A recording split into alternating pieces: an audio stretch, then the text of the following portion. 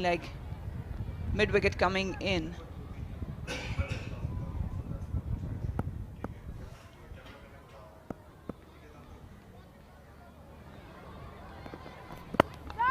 Yeah, that's what you want to bowl. She's trying to angle that in to the right-hander. You can see how she bends her back and that wrist position. But she was forced to try something outside the off-stump after those 2 wides. Good numbers coming in.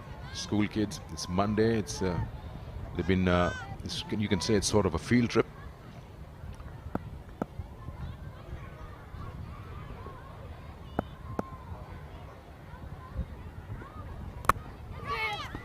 Slightly full as hit hard. It's travelled quickly to third.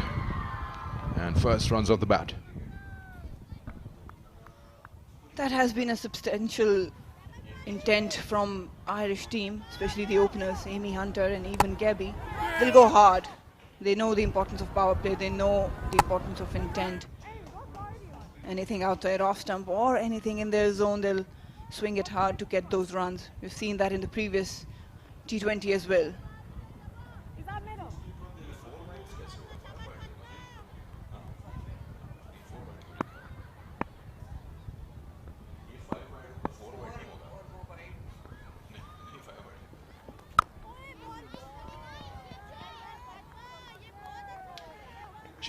She's in good form.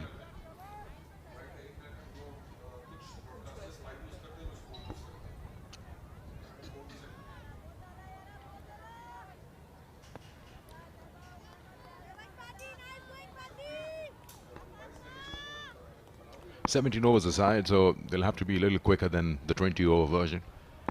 And the power play will be key in that situation.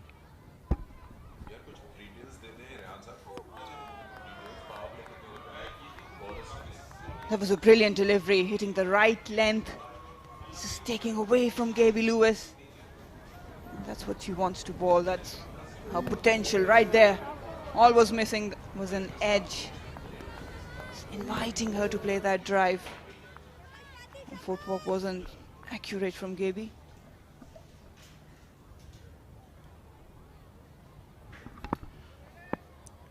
She had one failure in the ODIs, Gabby Lewis, but then she got back into that rhythm and the way she handled the first T20. She's got that confidence. It was just that first game, the first outing of the first ODI. It was a very tentative one.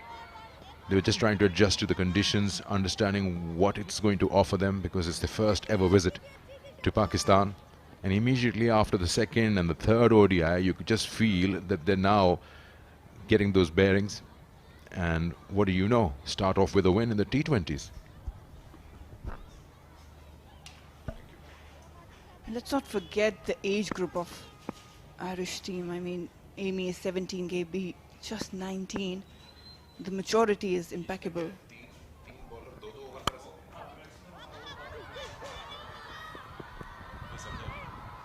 Won't race straight to the boundary.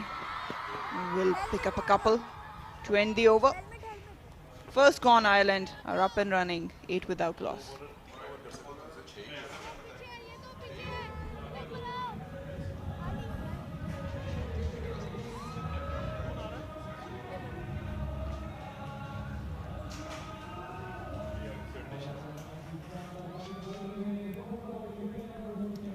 Unchanged side.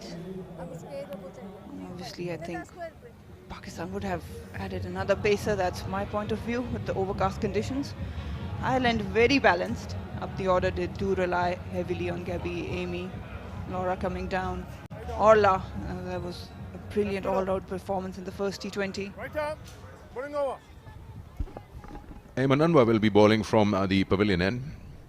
You would know, Marina. When was the last time you saw Ayman bowling the new ball? Is this something new for her? Or she has been used before as well? She has always been a new ball bowler all her career because she relies heavily on her swing. She's not that pacey. Coming in death overs, she comes into with all those cutters, but with the new ball, that's where you can utilize her even more so. But for the longest time, I've seen Diana, and now with Fatma Sana around, they bowl the new ball. Maybe condition-wise in different places, they would probably use her, as you said, that she has swing. Whenever Eamon is inside the lineup, she's always been utilized with the new ball because, again, the swing, that's lethal. When she gets it right, when she gets the length right, that's when she can be very lethal. And the lack of pace actually can create problems for the opposition to go after her. She's got a good field, probably some defensive field. You won't see any catching around the batter, but that's her role is. It's not to take wickets, it's to contain inside the power play. A slight hold up in play because they want the side screen to move a bit and probably, yes, cover those advertisements. They come in the eye line of the batter. It's sorted now. Gabby Lewis on strike.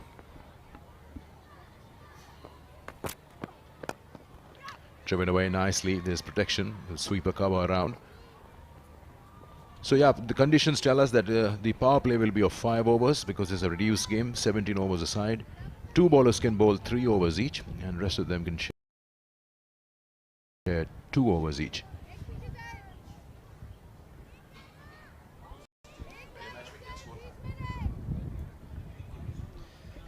I've always been a little skeptical of the approach, especially in T20s when it comes to bowling.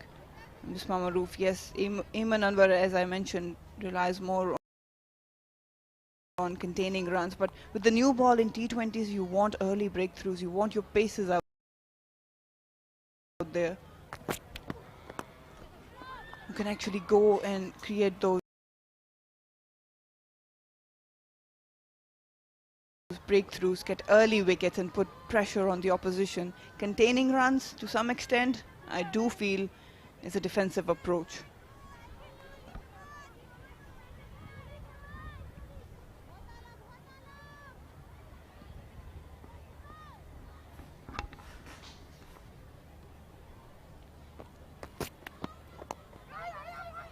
That's a good call from Gabby. She really had to drag Amy Hunter out of the crease for that single. It took a little while, Amy, to take off from that crease.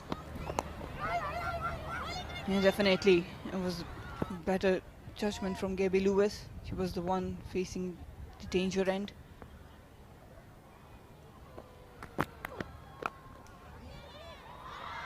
It's one area where Ireland has progressed a little over the series, but they can work a lot on it, running between the wickets, providing that aggressive approach which they bring when they're coming out to bat. Just really couldn't find the middle of the bat. But yes, they can even push it harder to turn those couples into triples. Oh, inside edge. Still gets the single. It's just that late swing. Got that inner side of the bat. It's 2 overs bowled, 14 for no loss.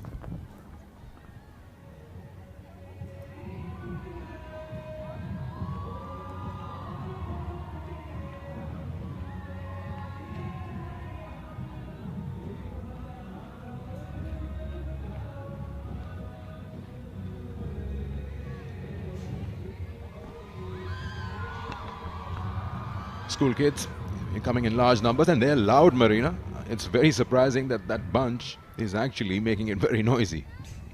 Well, it's good to see them all charged up early in the morning, first day of the week, enjoying a good game of cricket and supporting Pakistan here, playing against Ireland.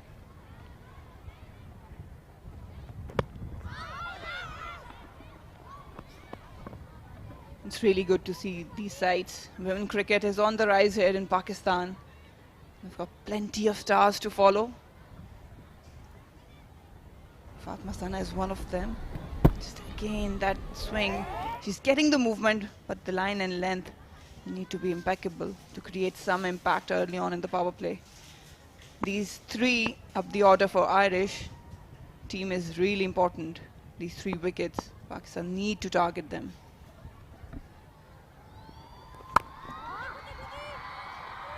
Still not getting that timing right. Gabby Lewis trying to drive that through covers. Again, that late movement gets the inner side of the bat. Just The timing is just missing. He's trying to play into the offside. Fatma Sana is bringing the ball back into her. Probably should take middle stump as a guard and try to work it with the swing. It's never easy to play cover drive or anything into the offside to an in-swinger. This time a leading edge and gone. Short cover takes the catch. Pakistan have their breakthrough and a big one. Gabby Lewis trying to work it on the onside. You just get a feeling that she's got that leading edge. She was early into the shot, and again that timing was missing. Pakistan would take that. It was a matter of time. Fatma Sana was creating those dot ball pressure on Gabby Lewis. This time just head falling, wasn't in control at all. Threw her bat and the dot ball pressure has gotten to her. Gabby Lewis, big wicket gone on 4. Ireland 1 down on 14.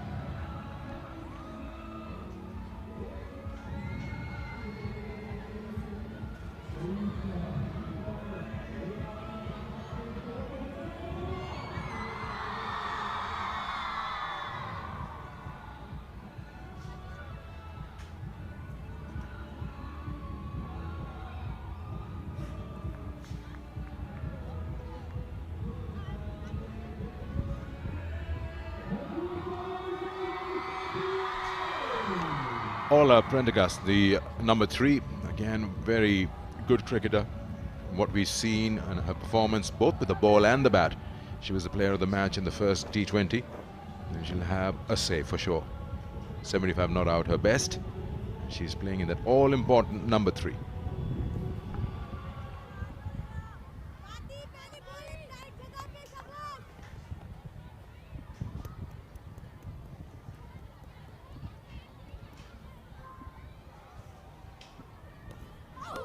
That's a beautiful delivery. It was angling in, just pitches and just straightens up. She's got some pace, serious pace behind her, Fatma Sana. You can see that the rhythm is getting better and better. She's finding her steps. Again, the line and length was brilliant this time. This was Gabby Lewis. Just really couldn't get on top of the bounce. That gap created resulted in an angled bat. Oh, that was close once again. Almost Bismarck thought that she was in play again. That length and that leading edge, you just feel that you come into the shot a little early and it just hits you on high on the bat. It's brilliant bowling from Fatma Sana. Definitely another half opportunity, I would say. You need Orla to be on the back foot right away because she can dent Pakistan bowling lineup as she did in the previous T20.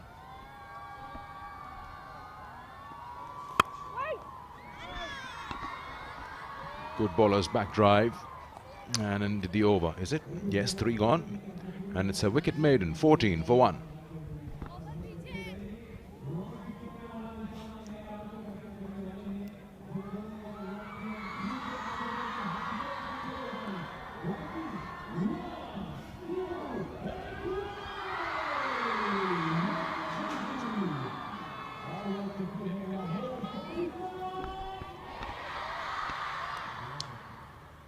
Pakistan playing the second T20 international with Ireland here at the Gaddafi Stadium, Lahore.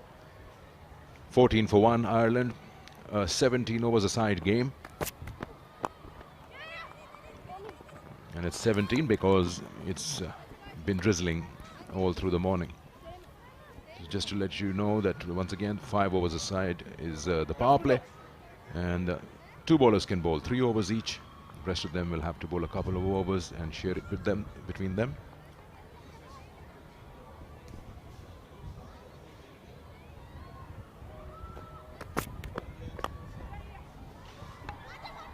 Direct hit would be out. Oh, and what happened there? Why didn't the bails get flicked over?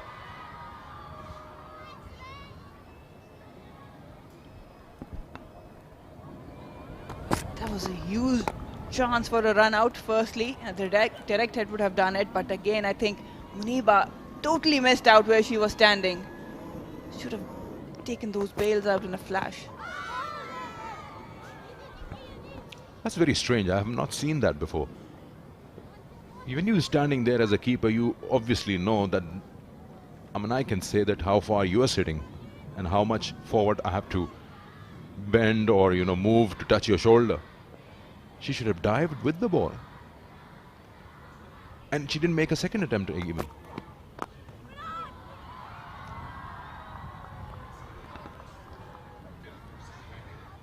These chances can cost you the game. And I've always been an advocate of having a regular keeper rather than a part-time Muniba, taking nothing away from her, but have a look at that. She should have known what the distance was. It was very casual from her. Once again, a quick run.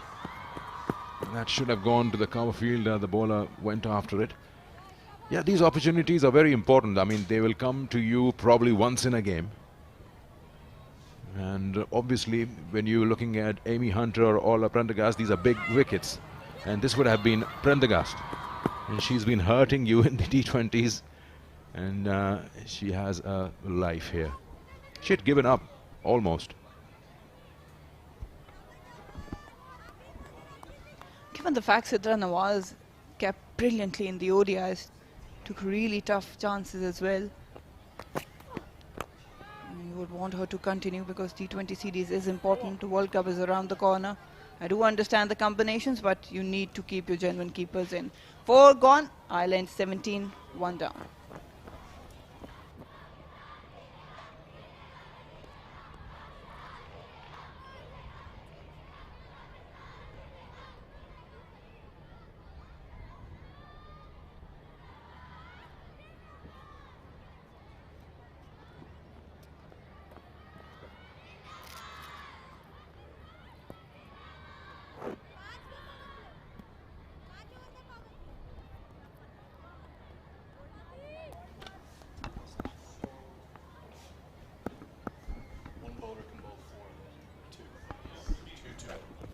Down the track, over the head. That is a brilliant shot. One bounce and over the ropes. This is what they're looking for. More boundaries is what they're searching for, these Irish batters. They've been struggling to get those boundaries, but this one will give a lot of confidence to Amy Hunter. Oh, look at that. Nice coming down the track. Good follow through also. An excellent result. Well, what a start from Amy Hunter to this over. Extraordinary stroke down the track, getting right to the pitch. The ball nearly flies all the way for 6. Very good morning to you, Ali. What a way to start. Just love this approach from Amy. She's been there, 10 deliveries. Now she's middling the ball. Now she's getting that confidence on this pitch. One can imagine early on the conditions, overcast conditions, the ball did a bit. They had to struggle, but now they're getting that.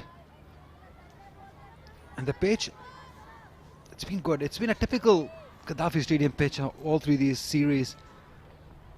What do you make of it, of this, Andrew? Yeah, certainly a very good batting wicket. I think of the 2 wickets we've used throughout this tour, this probably the better of the 2.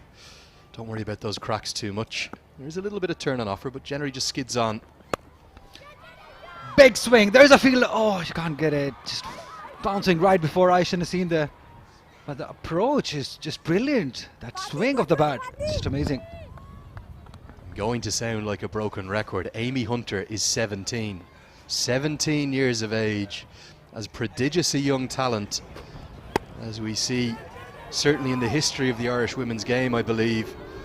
And maybe of all of the developing nations in the women's game, Hunter just stands out sensationally. Moves to double figures. Good start this for Ireland after that significant early movement from the seamers. Again, that's lofted over. Beautiful. That is a shot and a half by Ola. Well, a clear discussion, a clear tactic. The start of this over, they're going to make use of what is the final over of the power play with our slightly shortened match. We're down to 17 overs. Down the track, mid off, mid on up. Free swing of the arms. The power and the timing that these two possess for two such young cricketers, one 17, one 20 years of age, it's hugely impressive. They hit the ball as hard, really, as you'll see anywhere in the women's game. Good start this for Ireland, having lost the toss. Oh, how did that miss? How did that miss? It's a brilliant comeback delivery by Fatma Hassan after being hit for a couple of boundaries in this over. It's the length that matters. There is still movement on offer. It's missed by what? A coat of paint, maybe no more than that. Oh yes, beautifully bowled. Been a bit of everything so far this morning from Fatma Hassan. Lost her radar in the first over. All those wides gave Ireland a bit of a freebie start, but then struck back with the big wicket of Lewis. One ball remains now in the power play.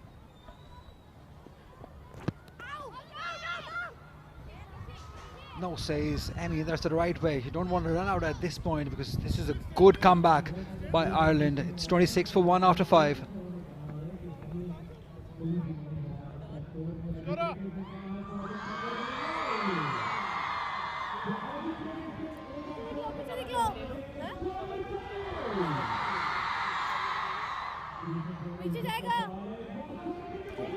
One wicket for Fatma Hassan. Eben Unmer used for 2 overs without a wicket, but she's bowled at that good line and length. 7 runs given. Good economy, 3.50. To winning the toss, Pakistan opting to ball first. They would relatively be happy, Andrew, at this moment. Pakistan winning the toss, bowling first, getting that early start. I think it's actually a pretty good start. I think you're spot on. I think it was very difficult early. The key to this match, and quite possibly the series, is how Ireland play these overs of spin. We may well see as many as 10, 11, even 12 overs of spin. Nida Dar into the attack, all of her experience. Ireland have actually played the seamers pretty well in this series.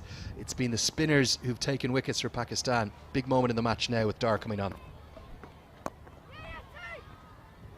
Played it with soft hands. 2 is the call, but I'm not sure they're going to get it because it's Alia Riaz there, Pakistan's best fielder, patrolling that hot spot, that long on boundary.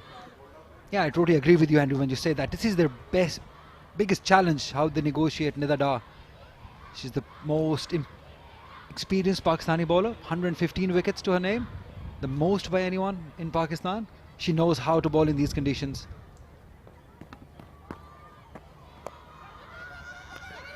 Good run, very good running. That is top class. She's in the form of her life, isn't she? Well publicised, the ICC Women's Player of the Month last month. Flying start to this series as well. Good running this though. It's weighted nicely and good communication. 3 spinners available for Pakistan. We'll see Dar with her right arm off spin. We'll see the leg spinner Ghulam Fatima, and then we'll see the left arm spin of Nashra Sandhu. That's a really good balance to the attack. Yeah, Bisma Maroof is lucky to have so much variety in her bowling lineup. Again, bowling it very slow. Nida Dar, she probably realizes that this is a slow pitch, and if you bowl slow, it gets more slower. So you, as a batter, you have to create that force. Yep, that's the numbers we were talking about. We're talking about most wickets in women's T20I. Nida Dar right there at number 2 with 122 matches and 115 wickets. That's some record. Straight, very straight, but there is protection. Oh, she can't get it off. That's gone through for 4. And again, another indication of just how hard Orla Prendergast hits the ball. And it's the ease with which she comes down the track. Look at this. Never tries to overhit. It's just a punch. But as soon as she gets to the pitch of the ball, punches it down the ground, skids away across the turf. That's really good batting. Taking on Pakistan's gun bowler and saying, we're not afraid of you, we're not scared of you. We're going to keep going. Good start this from Ireland. Very impressive. Again, very good batting. She realizes that their mid-wicket fielder was moved square towards square leg, and they've run equally well for those 2 runs. That is excellent cricket by this Irish pair. 6 gone, 35 for 1.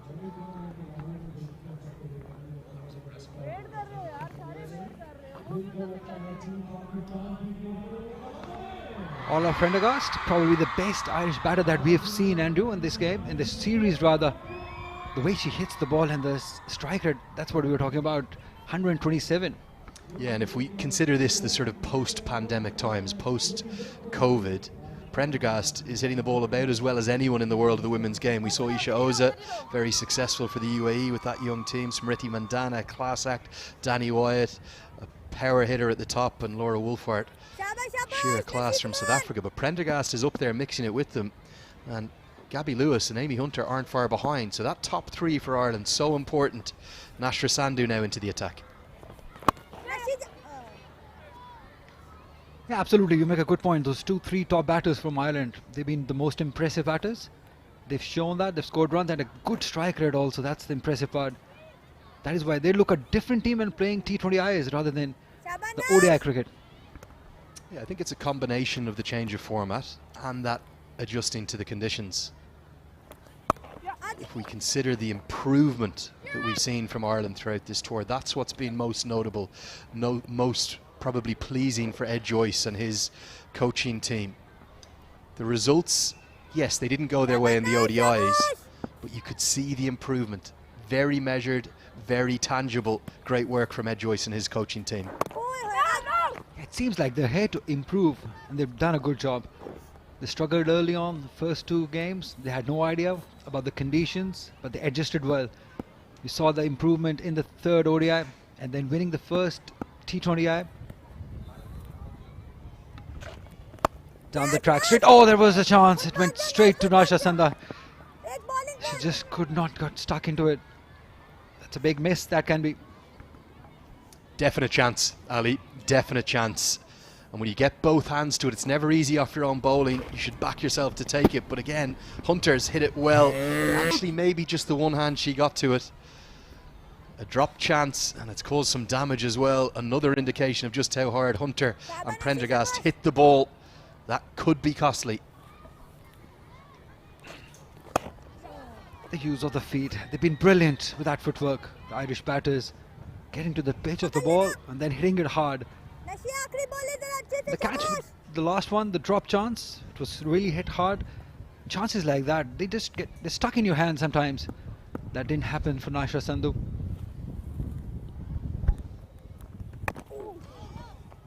Where did that come from? Kept low, so low. Lucky that it was not in the line of the wickets. 7 overs gone, 39 for 1 Ireland.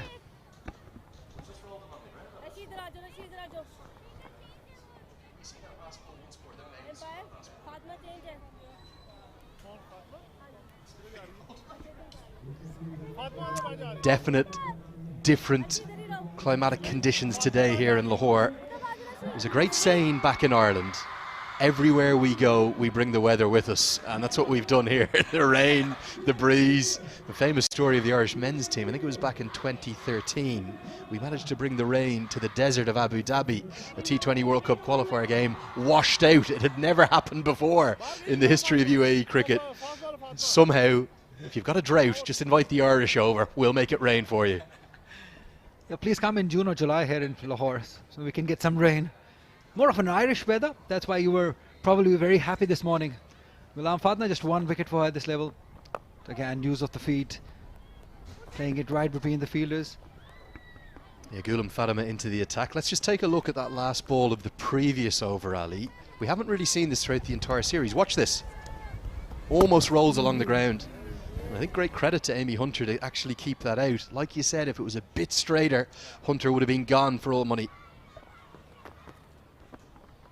Oh, she saved. That was very close. That use of the feet again. They got to be careful because this is a slow pitch.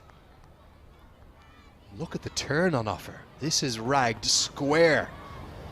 Almost could have been given as a wide, possibly. Would have been harsh on the young leg spinner, in fairness. Beautiful seam position.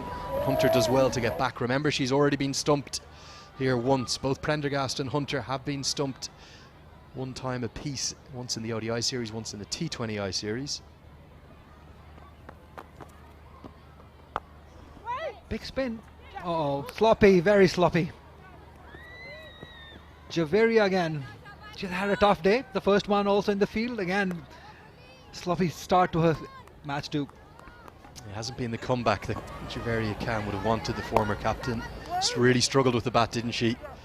Difficult one, that one, in fairness, with the spin on the ball. Nice stroke. This is a good shot.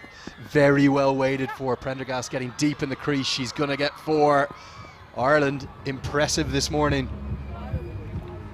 Yeah, the footwork again. They've been using the feet and this time rocking it onto the back foot and placing it beautifully. Yep, just realizing the length, probably not much of the footwork, but those quick hands coming into play, and the placement was perfect right between the 2 fielders. The result also very good.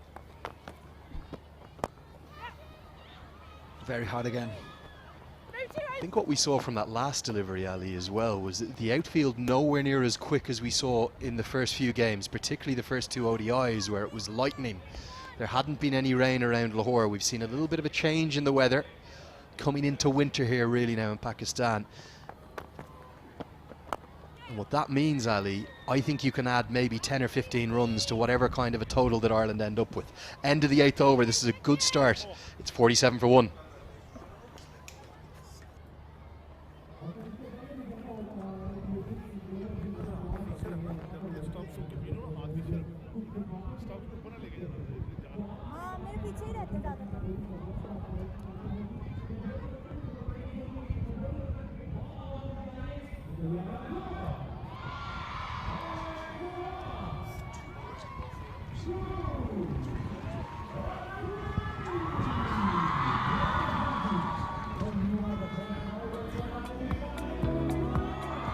Recovered really well, Ireland here. These two are really important. Orla down the track, slammed it hard, but will only be one. Amy Hunter, a lot of talk going around as what to her potential is. She really hasn't shown that. Again, this time, no worries for Pakistan. Muniba doing a good job behind the stumps. And the danger wicket, Orla goes. Nashra Sandhu brings the magic in, and Pakistan will be relieved. Got a big wicket. She was looking very dangerous. Way too early out of the blocks. Far away from the delivery as well. And Muniba Ali had ample time to take those bails off. Gone on 20, a good innings, but it came to an end. Ireland 2 down on 48.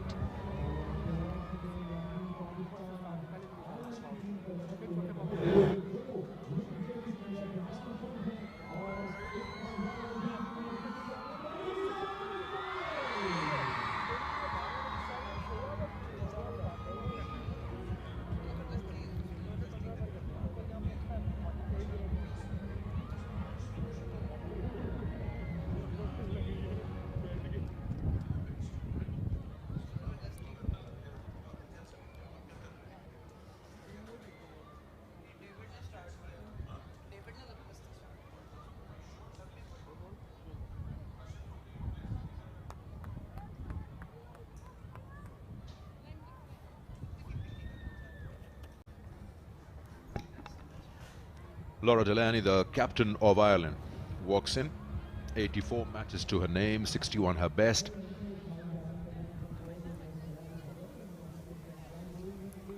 Remember, it's a 17 overs a side game. The first match was a complete 20 over T20. They managed, Pakistan put up 135. And that was scored inside 20 overs. 18 overs and a couple of deliveries by Ireland and finished it off. So today they'd be looking to score somewhere around that and test Pakistan in 17 overs. Nashra Sandhu will be continuing. She's got 1 for 5.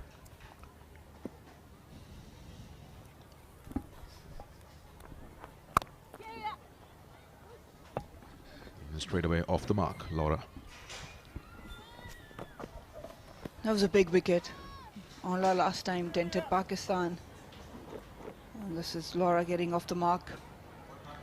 But the thing is, Gaby Lewis held one end in the previous T20, which actually took Ireland off the line. Oh, that's very well done. That fielding sent both the batters back in their crease. The ball kept on going away. Wasn't in line.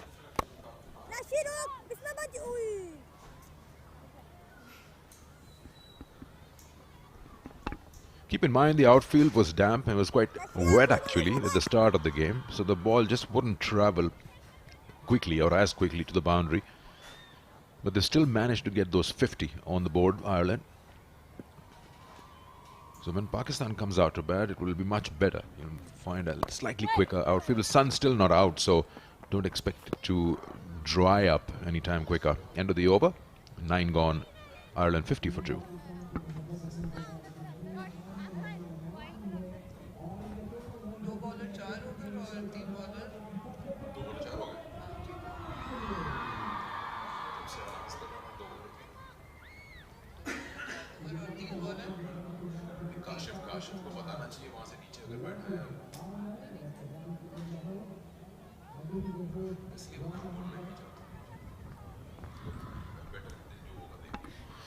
$50 for 2, 9 gone. So 2 bowlers can bowl a set of 4 overs. That's the maximum quota in a T20. The rest of them will share. And depending on the captain, that's a clever shot there from Amy Hunter. She came down, saw the length wasn't there, just cut that behind the square. It's good ploy against Ghulam Fatma because she tosses it up. You have to stay in line because he will get some turn on any given surface.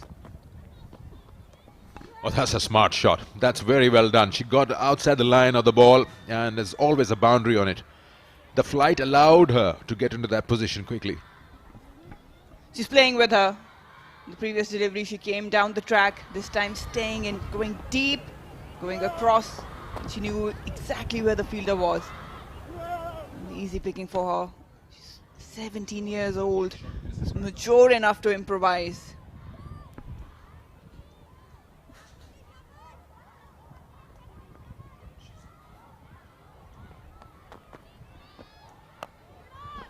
In T20s, I'd say T20s, otherwise in every format you've got to be quick on your feet. But she gets in good positions straight away. She allows herself to elevate that from outside the off stump, over fine like this in the air, and just passes over the fielder in the circle. And they will come back for 2. In fact, they can actually come for 3, but they've decided not to go on the throw.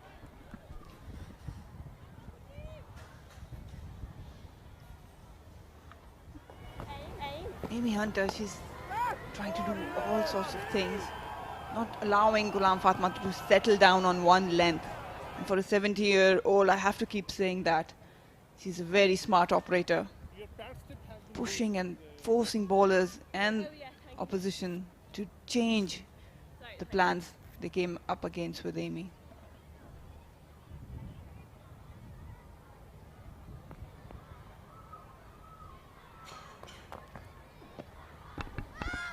Once again, tried something similar, but she knows he needs the run, so the captain has given her the license to go after the bowling. See, Marina, that the flight allows her, because the ball stays in the air for a little while. You can just judge where it's going to come, and that's how she moves around a lot, Amy.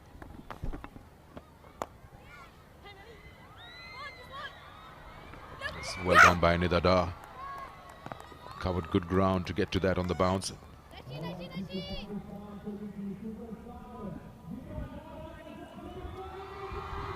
10 overs bowled. It's 57 for 2.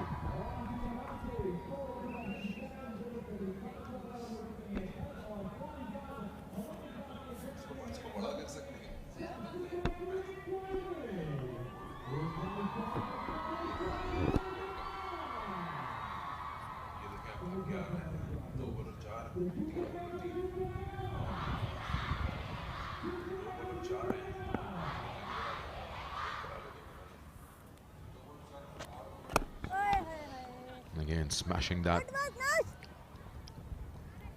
We saw those playing conditions on the screen. 2 bowlers can bowl a full quota of 4 overs each, and then rest can bowl 3 overs and finish off the 17 overs a side game. Remember, Ireland is 1 up in the series. They need to win 1 more to bag it. Pakistan would feel that pressure.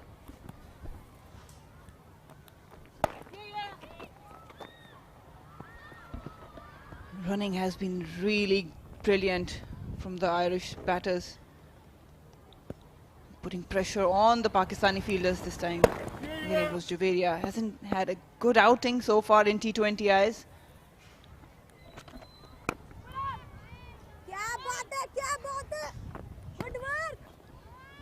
It's halfway through there, not halfway actually, it's 17 over games, but the thing is that Amy needs to be out there. Laura won't be targeting the bowlers. They've got no one who can go big. down the order. Is the outfield, which we're talking about, is a bit damp, otherwise that surely would have gone to the boundary. But the ball just dies out in the end because it is heavy outfield there. And that's what the Irish batters realize. So they're running quick in between the wickets. Suddenly Amy is now picking up 28 of 34.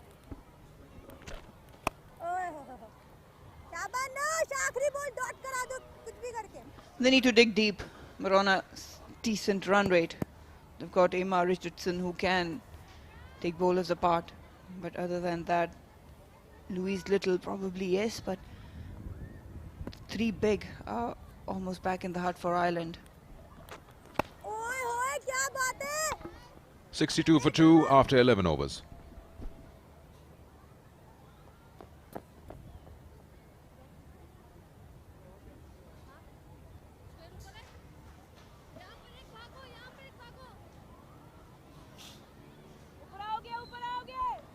Amy Hunter still out in the middle on 29.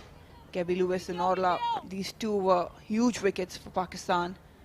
Orla was again looking very destructive, 20 of 17. Laura has a role to play, probably an anchor innings. They've got Arlene come in. Richardson would be another key point for Ireland if they want to post a good total to challenge Pakistan.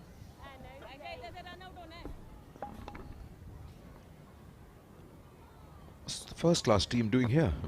They're supposed to be playing their match next door at the LCCA ground. We saw that batting card, I'm told by Andrew, that I think it's Rebecca Stockwell or is it Louise Little? One of them are power hitters, so they can hit the ball big. If they require, they can be promoted in the order.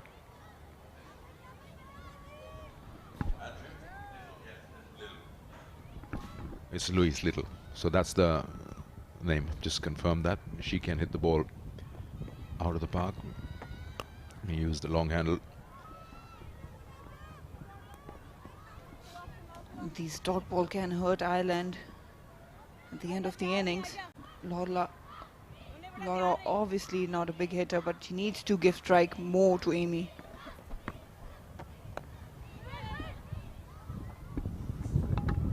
Don't take it away from the Pakistan bowlers. They've been pretty accurate, the spin especially. Ghulam Fatima doing well, Nida Dar and Nashra Sandhu not allowing the two batters to go big. It's in the air for a while, but still find the fielder just a single. What Bisma has done is kept a lot of fielders inside the circle to just block those singles and forcing Irish players to go aerial, take their chances and risks. It's in the air. Catch it is the call, but it'll land between the two, long on, long off.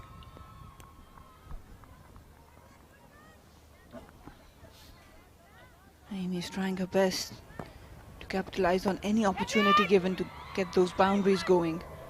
These are big boundaries and obviously pace taken off by Nida. She's a smart operator.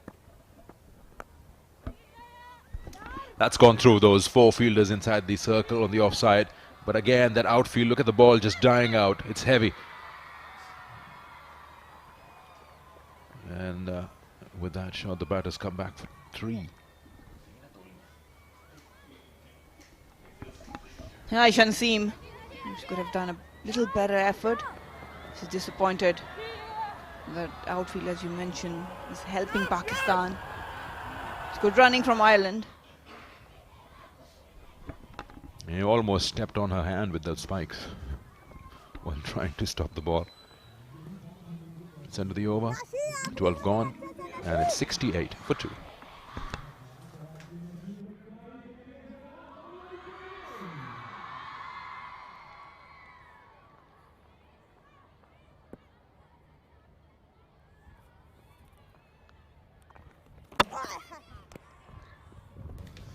Bowler. And just as we're having a shuffle here in the commentary box, Laura Delaney has lost her stumps, cleaned up comprehensively. One that's probably kept a little bit low. And Sandhu's spell proving fairly pivotal here This one's just skidded on. Delaney goes across the line and pays the price. Yeah, not the right choice of shot. When the ball is keeping low, you look to play straight. She chose otherwise, wanted to go across, and that's a big wicket. We know that, what she's capable of. Undone by Nida Dar. She scored 6 of 9. It's 68 for 3.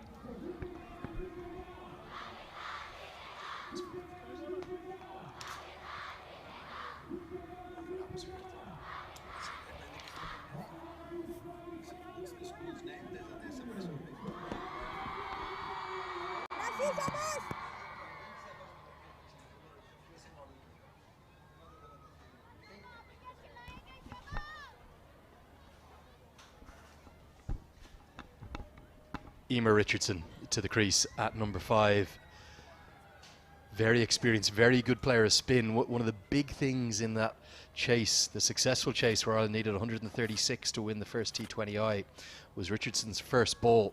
First ball went for 4, and Ireland kept that momentum, having lost Delaney. Should be looking for a good impact here. Only 5 overs remain. I think they have to get to 3 figures. They need 100 plus. Yeah, that's what I wanted to ask you. What is the good score in 17 overs? They would be comfortable defending. Nida Dar has bowled a brilliant spell into her 4th over, just 12 runs. It's a good start. She's tried different things and that's gone through. That is an excellent start by Emma. That will run down. Yes, it does. Good start by her. Well, history repeats itself. First delivery in the first T20I, Richardson gets the sweep shot out. That time it was a conventional sweep. This time it's the reverse. She plays this like other batters would play a forward defensive or a cover drive. It comes as second nature to her and picks the gap perfectly. Outfield much, much slower. Add 10 to 15 to that total for Ireland because of that. And again, there's a huge appeal. Look at Muniba. But no, says umpire. Rightly so, probably hitting outside the off stump. Yeah, that's one way of doing it. She's starting off doing different things. Just trying to disturb the line from Nida Dar. This is a very good decision because it's struck outside the line, just outside the line of off stump. And Given is not out, but then Given is leg buys. No bat, no glove involved. Down the track, into the gap. Brilliantly placed. That is an excellent shot by Amy Hunter. She is in a form of her life. Just 17 years old, 35 of 38. That's a fantastic inning. Yeah, this is turning into a gem of a knock. Again, gets to the pitch of the ball. No fear of using her feet at all. There's no fear, full stop, is there, for Amy Hunter. Gets a good piece of it. The second boundary in the over, an important one. Yeah, the best thing has been the footwork from Amy Hunter. The way she's used her feet, getting to the pitch of the ball. And the force behind her, that's amazing. She's definitely one for the future for Ireland. And look at the scoring rate in this over after the wicket. So often you'll see a wicket will slow the scoring, stem the scoring. 10 runs in the 4 deliveries after the dismissal of Delaney. Important runs. End of the 13th over. Despite the little shuffle, there won't be a single dot ball to finish. It's 78 for 3. Just amazing to see these young girls coming into the ground. And by the way, these pink girls, the one in pink uniform, they're from Crescent Model High School. It's a 54-year-old school here in Lahore for women. It's just amazing to see them, all these sending these girls into the ground, putting these big stars in front of them. It will give them hope, definitely. More than a few selfies going on there and some hugs in the crowd. Isn't that lovely to see? Oh, that's a great shot. But what an experience, not just for the young girls from the schools coming in to maybe get could be their first ever taste of international cricket, but also for the players. This is the best crowd we've had, and Pakistan's Zindabad ringing out across the ground. And Andrew, these are the 2 teams that were supposed to play the game right next to the ground at LCC. There's Balochistan's team and Central Punjab's team also in the house. So that's some motivation for the girls that boys are watching. Oh my, Sohail now. He's lost him outside the off stump. That's out. That's an easy dismissal. Well done, Muniba, this time. She made no mistake. Quick arms. Getting rid of the big player of Amy Hunter.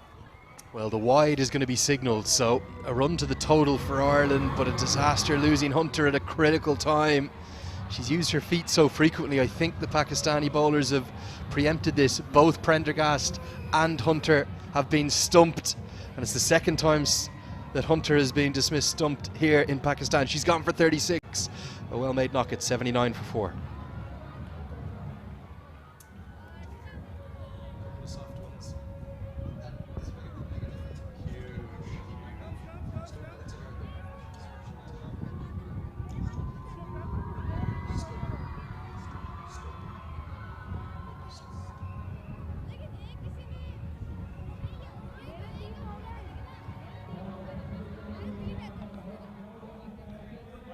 Rebecca Stokes, she has a reputation of a big hitter.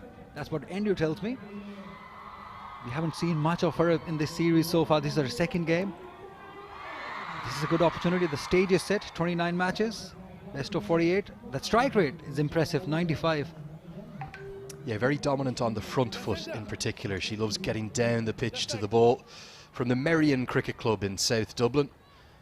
It's amazing. Whatever you say on air, wherever you are, you'll always get corrected. I said the Leinster Cricket Club the other day, which is wrong. She was at the Leinster Cricket Club till she was 19.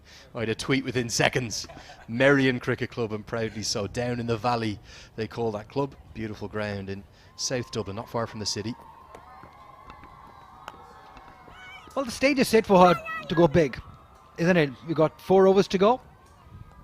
They just lost a wicket. This was the last one. Again using the feet, but the line, the movement also. She's an off spinner, but that moved away from the right hander. Maybe hitting that crack, keeping straight. Okay, no spin available. Just keeping straight. A harsh call on the wide line there. Omama Sahel couldn't quite believe it. Yeah, looking back at that wicket, you could say a very clever piece of bowling. Just flirted with the wide line. Umpire giving the batter the benefit of the doubt. Stoke will be pleased with that. Lets her settle in. Yeah, that's one easy one. Easy decision for Afridi. Outside the off stump. She's looking to bowl from there. She's looking to spin the ball from outside the off stump. She's not getting much spin. The first one, the wicket taking ball, that moved away from the right hander. That is very impressive. Good swing, but not quite the power behind the shot. Just one. She's coming back for 2. Good running. That is excellent running from Emma. Yeah, and that second run is as much down to Emma Richardson as anyone. She immediately, she's the more senior partner, 36 years of age, and she said, Rebecca, come back, get back for 2. Stokel wasn't certain, but Richardson knew she was running to the danger end. Every run counts here.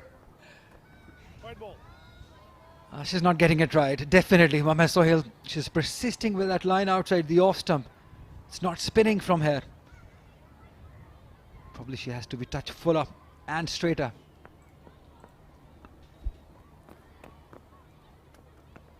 Edged. That's gone through. Ashra Sandhu. No, that's Ayman Anwar does well. Just restricting these batters to 1. Yeah, just the single. Sahel a little all over the place. The 6th bowler used. I think the reason they've gone to Sahel is they've seen Ireland struggles with spin generally, and maybe they don't want to have to go back to Ayman Anwar. She's only bowled the 2 overs so far. Might just be one more over of seam that we'll see in this innings from Fatima Sana. Remember, 2 bowlers can bowl 4 overs. Sandhu's already bowled out 2 for 21. Great figures for her. Sana, I suspect, will be the other to bowl the full 4 over allocation. Yeah, fetching it outside from the off stump, just 1 run though. There is protection. It's very interesting when you say that they cannot manage the spin well. Well, I believe when Amy Hunter and Ora Prendergast were batting, they were doing a great job as far as negotiating with the spin. They were using their feet. They were their best chance to score against spinners. So now probably that's the reason she will go back to Fatma Sana, but that's another wide. That's the 5th wide of the over. It's not good. She's giving away easy runs, courtesy wides.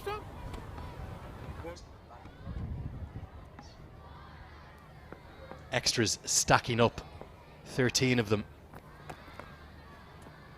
12, make it 13 wides, Andrew. 13 wides. There's real issues.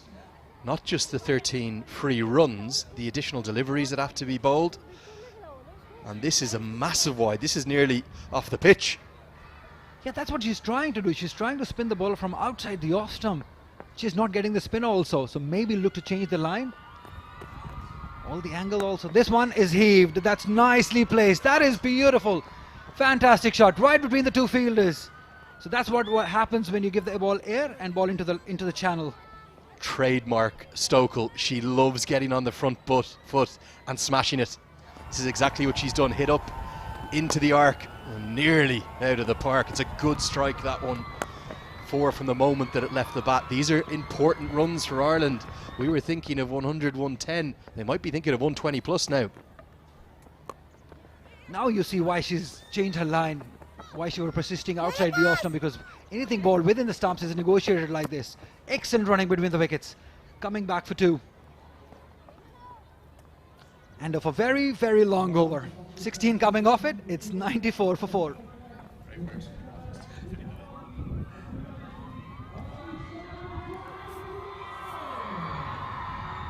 So here's the batting card for Ireland. Richardson and Stokel have picked up really nicely after that dismissal of Hunter and Delaney. And it's the intent. We spoke at length about this in game 1 in the series.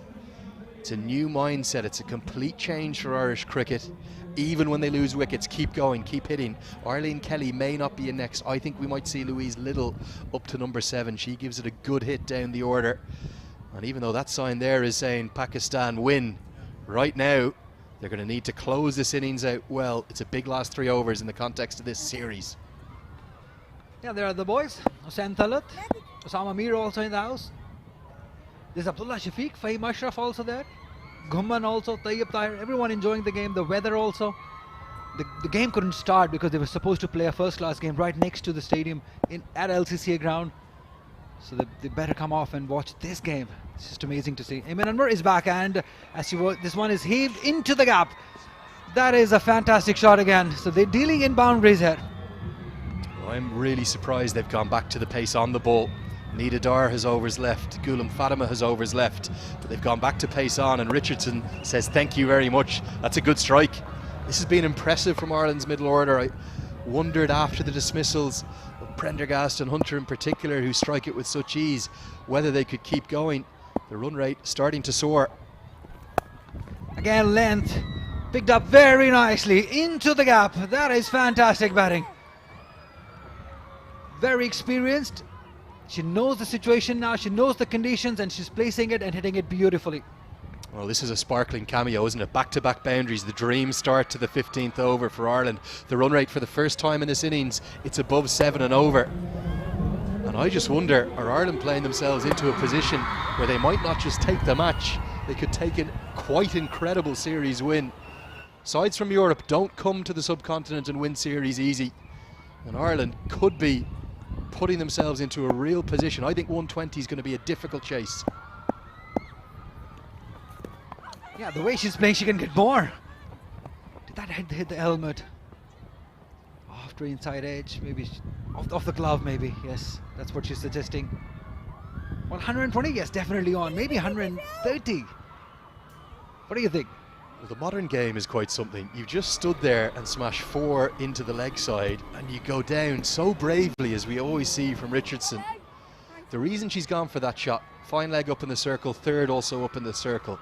So she gets enough on it over her shoulder, she will get 4, but that's going to hurt. And remember, Richardson, one of Ireland's key bowlers with the off breaks, that's her right hand that's been dealt a heavy blow. Yeah, but Endo, it's the ball is keeping low. I'm not sure if this is the right idea. Yeah, that's better. Play with the full face of the bat towards long on, because when the ball is keeping low and slow, you might not execute that shot well. It might balloon up into the air. Particularly after you've just hit 2 brilliant boundaries into the leg side. Absolutely.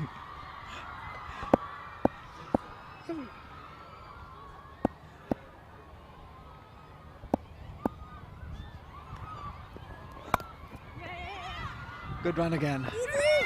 The running between the wicket has been wonderful in this inning. They put pressure on the fielders inside the circle. And Ali, much improved. It was something we were a bit critical of in the first couple of one-day internationals in particular. But the reason the running between the wickets is better, because of the power, because of the boundaries that have been picked up. Look at all those fielders. They're on the edge of the 25-yard circle. This positive intent, it's contagious for Ireland. Not quite timing it this time. Will definitely be one Ali Riaz, Pakistan's best fielder, patrolling that boundary.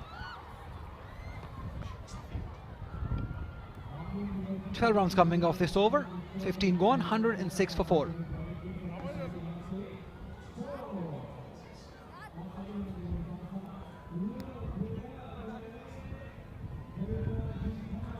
So Andrew, we were talking about the conditions similar to Irish women, Irish conditions. Yeah, we'll talk about that, but what about these faces, the expressions? I genuinely think there's some concern. You see Kainat Imtiaz not on the side today. Sidra Amin, obviously the star of the ODI series, not used yet in the T20 series. Yes, in theory, this series isn't as important as the ODIs. There's ICC Women's Championships points on the line in those 3 games. Pakistan picked up 6, but there's ranking points on offer here. And there's brilliant preparation for both sides for the T20 World Cup. This is great stuff from Ireland. Nida Dar back now. Yeah, she's got 3 fielders on onside, patrolling the boundary. There's long on, deep in wicket and deep square leg in place. There's a fielder at 45. Everyone on offside is inside the circle. Just one fielder that's long off in place for Nida Dar. She wants them to play in that area, in that mid-wicket area, the cow corner. That's what she's suggesting. So watch out for that line by Nida Dar. Picked up nicely. There is a fielder. She never misses those. That's a wonderful catch. She's the best Pakistani fielder for this reason. Amazing catch. Kept her eyes on the ball and took it nicely, and she's hurt herself also. This is worrying to see. There was an immediate grimace, wasn't there? A very good catch, because this is firmly struck. Richardson probably trying to get it a little bit square. Gets into a reasonable position, but the fingers, they weren't pointing upwards and back. And I just wonder, as one of her fingers found some damage. Richardson gone for 15. Good cameo. 107 for 5.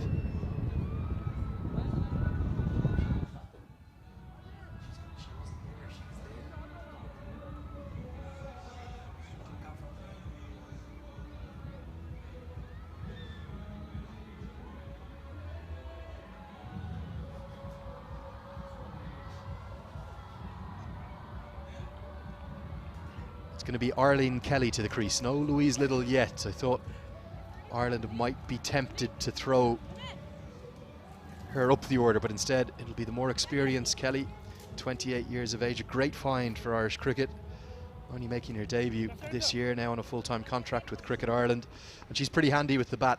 I think from here, with 10 deliveries left, can Ireland get to 120? 120 in 17 overs will be a real challenge. Yeah, straight away, just lofted. But for 1 run only. What about the catch from Alia Riaz? It was well planned. They had their 3 fielders placed there, and that's where she exactly bowled, and she's invited her to play in that area. A very good catch, but just look at her hands. She doesn't quite get them pointing upwards and backwards quickly enough. And as a consequence, Ali, I think she's found herself in some trouble. Let's hope she can bat.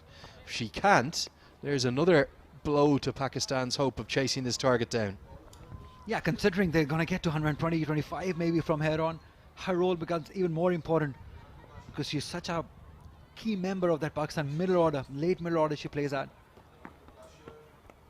Oh, that should be taken, is taken. Nicely done by Umaima Sohail there. So wicket, second wicket of the over for Nida Dar. Again, inviting her to go big, could not quite executing it. Well, she's such a star, isn't she, Nida Dar? And this is a classic dismissal from her, just pushing it through, watching the batter intently, finding the leading edge, and this is a simple catch held by Umaima Sohail at cover. Kelly's stay at the crease is a short one. Here comes Little now.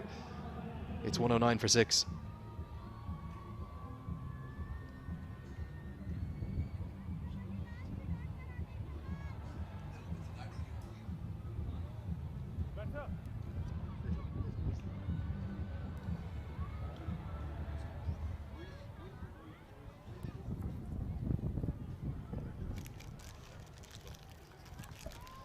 Louise Little to the crease in because of that dismissal to Kelly, and she'll face up with 1 ball remaining in the penultimate over. Straight away using the feet, just that outside edge. Yeah, she's appreciated that fielding effort. That's the end of the over. Couple of wickets coming out to Nida Dar. It's 110 for 6 after 16.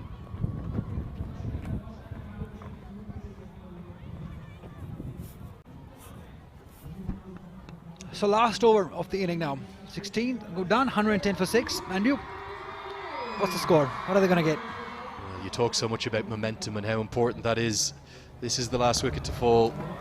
Very clever piece of bowling. She just holds her nerve brilliantly. I was talking to Ed Joyce about just how good Nida Dar is, and he thinks she's as good as there is in the women's game. He was saying to me, if she was playing men's club cricket in Dublin, she would do really well. She's that impressive a cricketer, knows her game brilliantly well, and it's not just with the ball, it's with the bat as well. Here comes Fatima Sana to bowl the final over. And let me tell you something, Andrew. We were talking about Nida Dar. She belongs to to Gujranwala. The city is known for the wrestlers. She's played a lot of cricket there with men. She's grown up in a wrestling family also, a lot of wrestlers in the family. So she's broken those shackles and coming into cricket. She's done a great job. She's probably Pakistan's best cricketer at the moment. She's just tough as well, isn't she? We saw Ben Stokes yesterday. Sorry to bring up the final yesterday and the result, but those kind of cricketers, those all-round players, they're the ones that everyone wants in their side. For Ben Stokes of England and the winning men's team yesterday, see Nida Dar of Pakistan women, she is a superstar. There's no doubt about that. She single-handedly won lots of games for Pakistan with the ball, with the bat. She's an amazing character. It's a good start to the last over, just a couple of runs coming. 112 at the moment, 4 deliveries to go. How many can Ireland get from here on? That's a good ball. That Yorker length, so important to bowl those Yorkers in those death overs. And excellent running. She's come back for second. Oh, she couldn't make it. She couldn't make it. That's an easy one. I thought they'd done well, but that was too easy in the end for the fielder. Louise Little was very slow on the turn, wasn't she? Stokel always wanted the second. And good awareness from the long on fielder to see that Little was the one that was struggling. Picked up cleanly, and she took a look up and she said, yeah, I've got to go to the keeper's end. And the keeper does the modern way, comes in front of the stumps, gets back. Little was always short. Not the greatest piece of running, so Little's gone. Ireland lose another. 7 down now.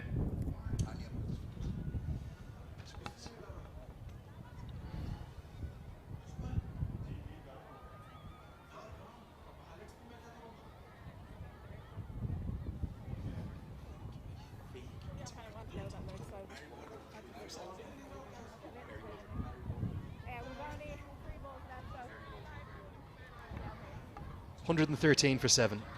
3 deliveries remain. Mary Waldron to the crease. She'll be on strike. Also, just question that second run. Would Ireland have been better placed taking the single and keeping Stokel on strike? And I think Waldron, it'll just be tip and run here. She can get a quick single, give Stokel the last 2 deliveries. It's an abridged 17 over a side game. So if Waldron can get the single, it would give Stokel 2 balls left and try and find the rope if she can. Very good bowling, very good bowling. That is fantastic over. Bowling those Yorkers, Fatma Sana in the last over, it's never easy. But she's done a great job here. But talking about the last wicket, Andrew, it went to the fast bowler, and that's good game awareness shown by Eamon Anwar. She threw at the right end. Yeah, look at how slow Little was on the turn there. Even if you're not going for the second, you should always run it like you're intending to, and that slowness on the turn will be picked up. 2 balls left. Brilliant. That is brilliant stuff by Fatma Sana. Just changing the pace of the ball, a touch slower this time. She had no idea. Outstanding slower delivery. Look at the full execution of the skills. It's probably a bit of a knuckle ball as much as anything. Maybe the fingers rolling across it, a leg cutter. Very, very clever skills. No pace to work with for Stokel. She loves getting on that front foot and hitting it hard. 1 ball left. Pakistan finishing strongly. Good delivery. Been picked up nicely. There is no one there. That's a great way to end the inning. A boundary for Rebecca. That's a wonderful shot. So 17 overs have gone. 118 what Ireland have managed after losing 7 wickets. They'll not be that happy, because at one point we all thought that they might get to 130. But in the end, Fatma Sana and Nida Dar, courtesy getting wickets, restricting Ireland batters to 118. Well, I think having lost the toss, having been inserted to bat with the significant early movement, I think this is a pretty good effort from Ireland. They've got 119 that they'll defend. That's what Pakistan will require to win, and they'll need bang on 7 and over. I think in these conditions, with the slightly slower outfield, that's not going to be easy. So good effort from Amy Hunter in particular. Orla Prendergast struck up more than a run a ball, so did Rebecca Stokel and Emma Richardson, who made good cameos. And with that boundary off the last ball, this might, just might, be enough.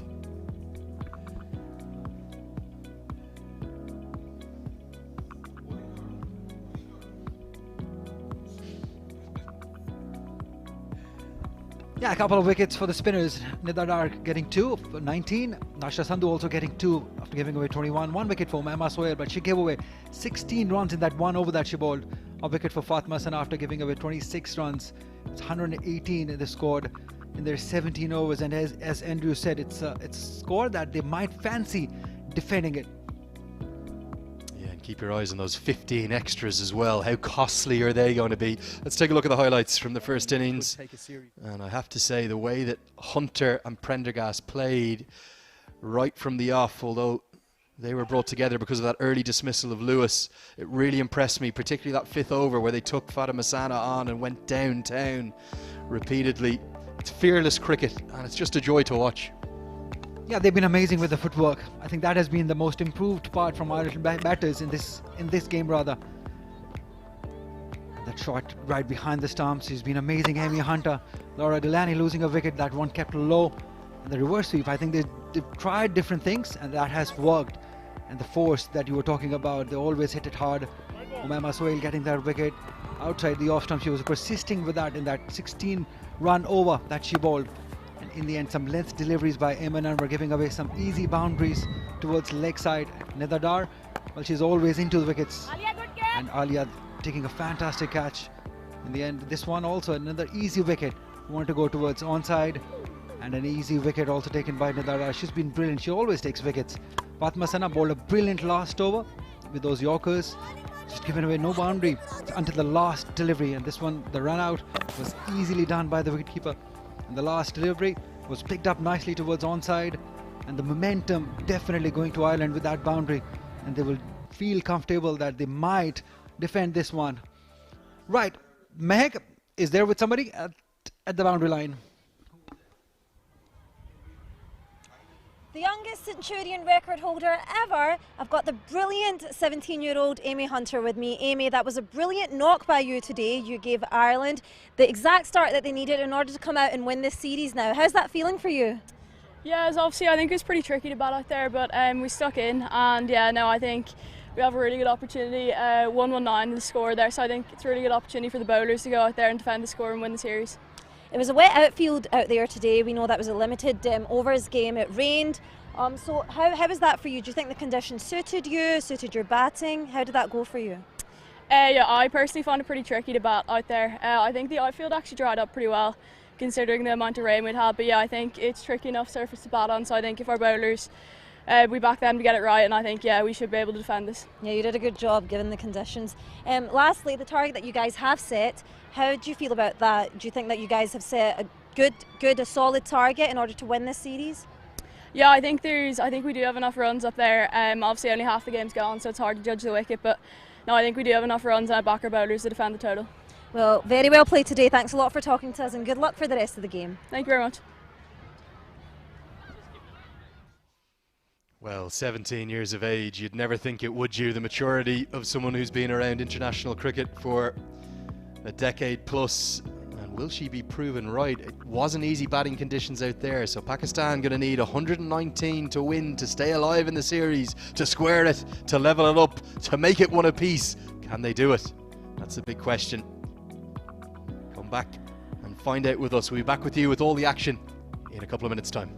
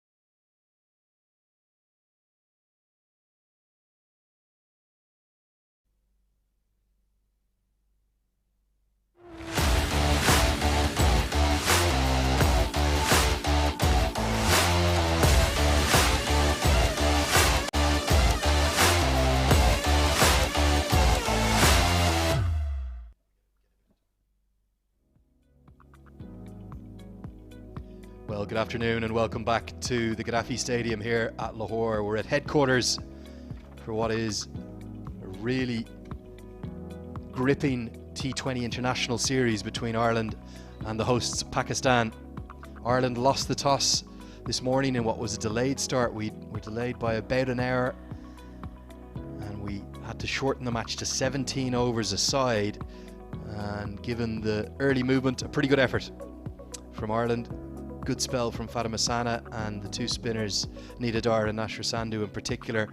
Fatima and Sahel and Ayman Anwar a little expensive.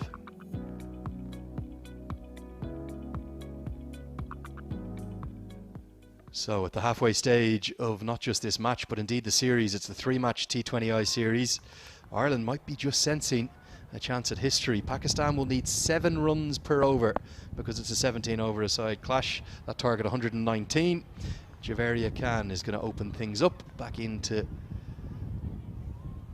international cricket alongside Muniba Ali, a stylish left-hander. And Pakistan, I think they'll need a good start. It's 5 overs the power play. Andrew Leonard here alongside Marina Iqbal. Marina, very good afternoon to you. This series, this match feels like it's on a knife edge. Good afternoon to you too, Andrew, and everyone who's been joining us for this brilliant series. T20I it's an open game for everyone, and I think Ireland has done a decent job. Firstly, building up after those early hiccups, and then Pakistan coming back into the game with the later overs. But it's a game on for sure. An immediate movement like we saw for Pakistan seamers with the new ball. Orla Prendergast, hot on the heels of a career best in T20I cricket, a player of the match performance. That one has stung. You can see the expressions there. Good movement. It's a good line to start with. Snip back in. And you can see the pain on Javeria's face.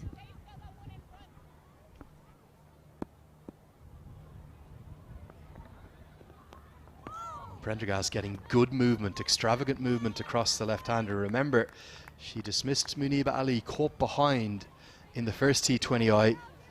Marina, surely you have to have a slip in here. Ireland need wickets to win this game. Definitely. She's very vulnerable outside off stump. Usually doesn't take her front foot across in towards the line of the ball whenever it's going away from her. That's one ploy where Ireland can exploit that and get the slip in. Ali will get off the mark. The first run's off the bat. Pakistan's approach here in the power play is going to be very interesting. I know it's an abridged power play, 5 overs instead of 6, but 24 dots in the first T20I. That was probably the difference between the two teams. It has been the problem for Pakistani batters every now and then. At times they do get on to a flying start, but not consistently. And again, someone who know how to nudge things down. Ireland has been pretty decent in T20Is in terms of bowling and fielding. It's going to be hard for them. And Khan in particular, she really struggled, didn't she, coming back into international cricket. 4 off 16 before she was bowled by Prendergast. Ireland will be thinking about these first 5. If they can find breakthroughs like they did, reducing Pakistan to 32 for 3 the other day, they'll be right in the game. It hasn't been an easy outing for her. Yes, she can bat up the order. She's really lethal when she gets going. But right now, trying to find her rhythm back. This time, just shimmy down the wicket. Managed to get some bat on it. Lucky for her. But she needs someone on the other end as well, because Muniba has been opening for Pakistan for quite a while now. Got good runs in the ODIs. Need to carry on that momentum and intent. Javeria clearly struggling. So the roles must be defined to both of them, because they are now targeting to make a comeback in this series.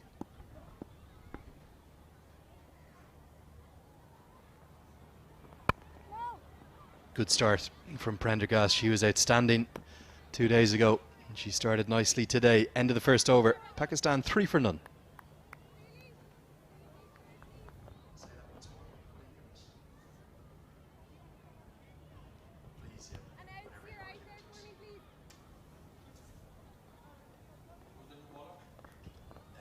Say it's going to be Jane McGuire, but I can't quite see.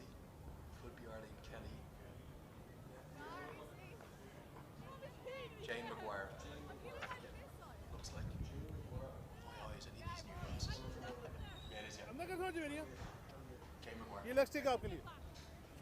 Jane Maguire will open up. Not the same pace as Prendergast. She relies more upon consistency or line and length. She will get good movement though, particularly with these climatic conditions helping the seam bowlers.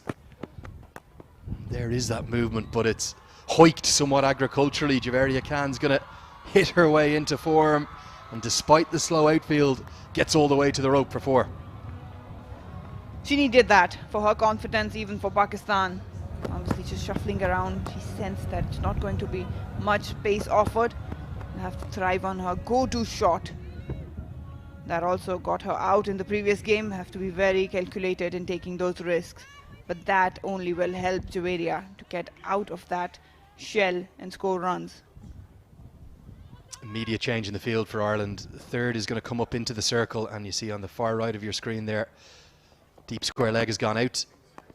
And that's where the ball is going to head towards. It'll just be a single this time. I think immediately though, even though we're only 8 balls into the chase, Marina, you can see a definite change of intent, a change of mindset for the Pakistani openers. There was one aspect where Bismar Maroof also mentioned, and this guy, Tawfiq Umar, he's the batting consultant. They need to address that dot ball ratio within the power play, not just the power play, but overall throughout the innings. So they need to work on it, because the bigger teams won't really help you get out of that shell once you're inside it. So they need positive intent, they need a duration of strike, but more importantly, they need boundaries. Yeah, and that's a misfield. That's the last thing that Ireland need. Louise Little attacked the ball. I think if they look at the Irish bowling lineup, certainly Maguire is someone they might look at targeting. Doesn't possess the same pace that Prendergast has. And in these first 5 overs, where only 2 fielders are allowed outside the circle, they may well go at Maguire. I think it's a good ploy from Irish to just try and utilize that movement. With base off, it's not easy. They have to hurry, they have to hurry. Oh, just a bit of lazy effort from Muniba. Should do her and finish her work dragging that bat into the crease. Yes, base off can actually make things difficult for Muniba and Javeria. Good experience here from Khan though. She knows, having shown the power, that maybe those fielders in the circle will be a little bit deeper. Immediate call of yes.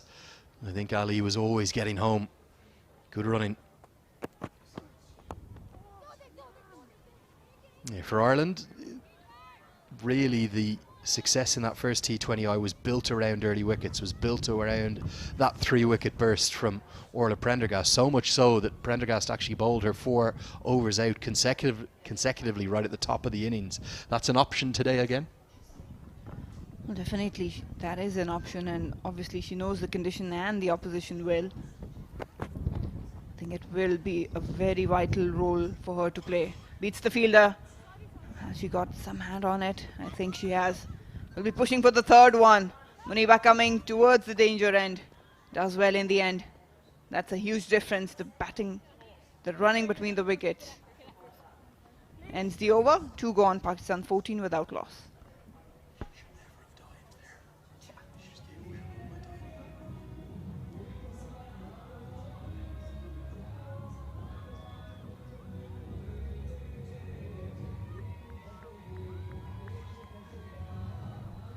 Great crowd today, the best of the tour so far. Probably up towards in and around 1,000 people, I reckon, in here in the Gaddafi Stadium, and they're enjoying their day out. How could you not? International cricket, a little bit of food, and what looks like a really good game set up as well. 7 and over required. Thuds into the pad. Big appeal. Prendergast in particular was convinced, and Waldron even has a look back at the umpire, given his leg buys. This is close. Early jitters. But yes, I think just shuffling across. Angled inside. It's a very, very close decision. I think Javeria might have got lucky and survived that appeal.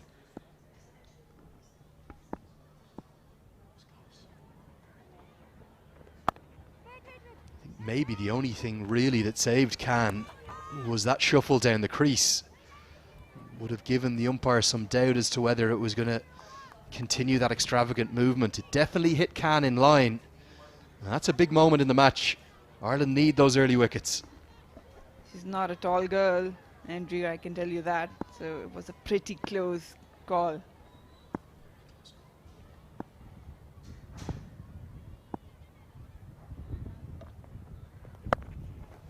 Clubbed away, and it's going to be clubbed away for 4. Stand and deliver from Ali. Maybe just a fraction too short, and the line combining for Prendergast, allowing to be punished. Good stroke from Ali. And that's not where you want to ball to her. She'll go after you all day long. Just playing into the hands, Orla. You know where her weaknesses lie. That's outside off stump. Invite her to play that drive.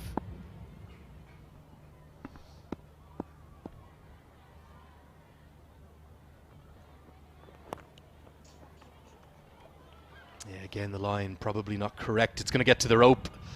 That fine leg is very, very square. I thought it was going to be 2 at first, but it's just run away. The outfield has just got that little bit quicker.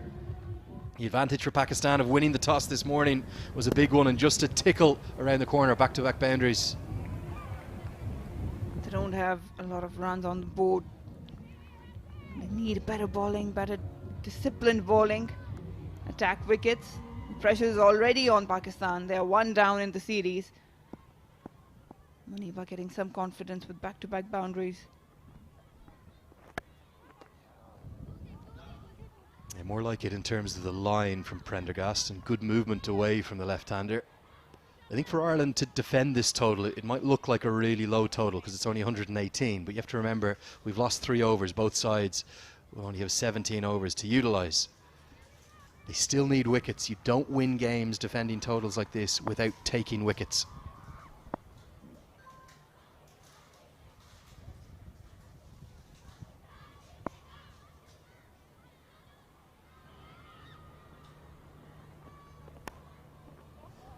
Outside edge, more fortune for Khan, and it's going to run very close to the rope, but not quite get there. 2 to the total. And Prendergast, unfortunate. Big moment in the game, that LBW appeal, end of the 3rd. It's 26 for none.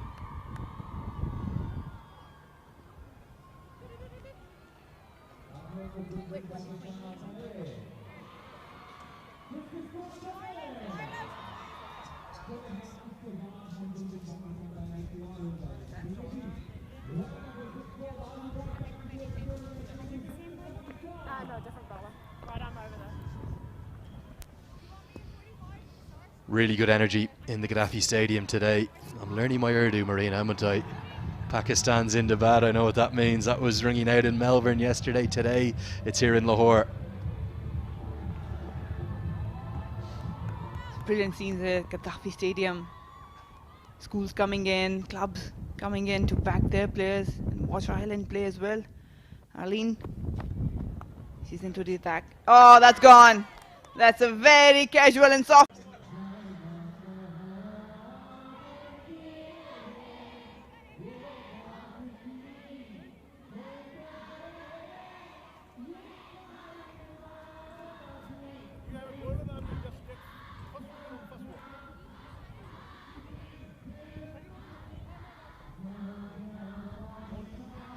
The skipper to the crease at number 3. She joins the highly experienced partner Javeria Khan, and a brilliant record she has.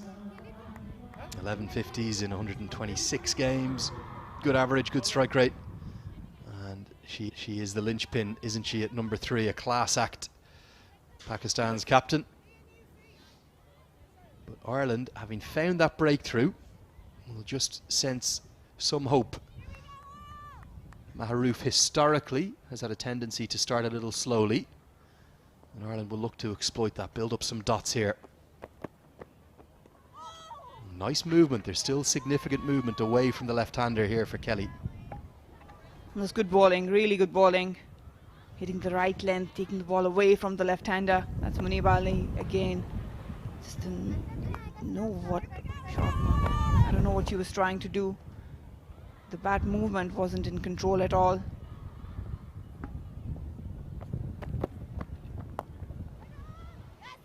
Cut, but straight to the fielder. Hunter tidies up.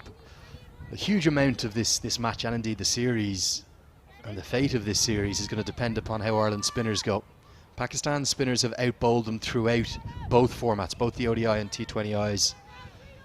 It's been two completely differing approaches. The Irish seamers have tended to be more controlled. Can Emma Richardson, can Cara Murray get it right today? As this one's cut away, agonisingly out of reach of Maguire. She should cut it off from the rope, so a couple from Haroof to get off the mark. If the Irish spinners can get things right, this chase could be tricky. It's very crucial for Pakistan, on the other hand, to just keep on that intention going. Javeria, she's finding her way back into the game. Miss Maroof, she was lucky it went in the safer zone. It was kind of the same delivery that got Munib Ali out. These two have played a lot of cricket together, a lot of partnerships in the middle as well. And they can read the situation.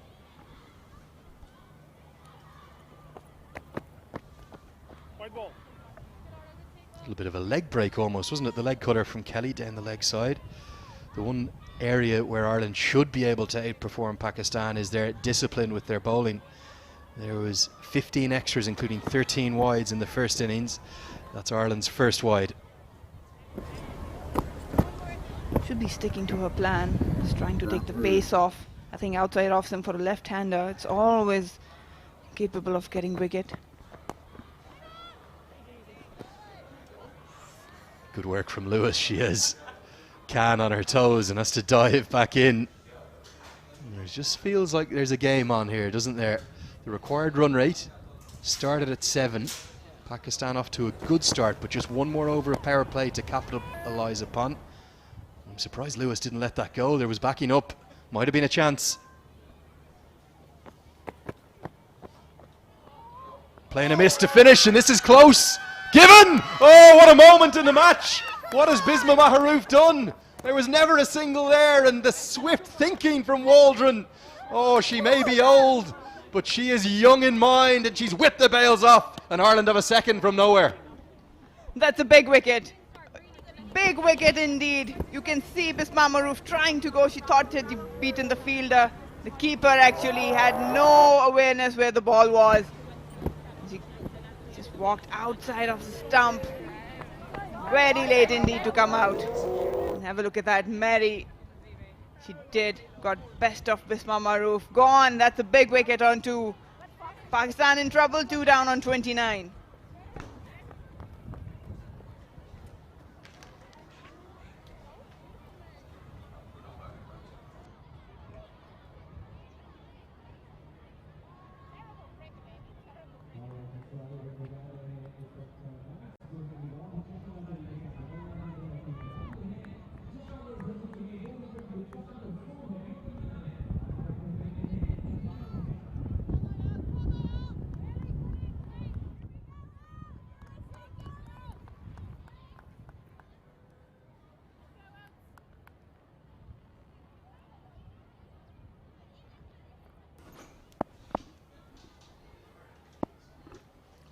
Nida Dar walks out. She's been in good touch for Pakistan, and it will be a key wicket here. But what a wicket that was. The last ball of the previous over, Bisma Maharouf, and I'd say that amazing umpiring from, I think, Faisal Afridi, Asif Yaqub on the side. Brave umpiring. It's just touch and go. He took fraction of a second to have a second thought about it, and then he gave it out. Yeah, you got to give credit to the wicketkeeper also. The presence of mind. She knew that the ball is around her. Considering the game, it was a big wicket. Bisma Maharouf, the captain. Definitely we can say now that Ireland is on top at the moment after getting those 2 wickets. That's Asif Yaqub. He gave a good decision considering that there is no third umpire. So he had to judge his own abilities. Did a good job. Yeah, the PCB awards, he was the umpire of the year, Asif Yaqub. Also in the PJL, the Pakistan Junior League, he was named as the umpire of the tournament. Yeah, that's the real time. Look, Bisma Maharouf didn't know where the ball is, and very good work by the wicketkeeper. Equally well done by the umpire. It's a top decision.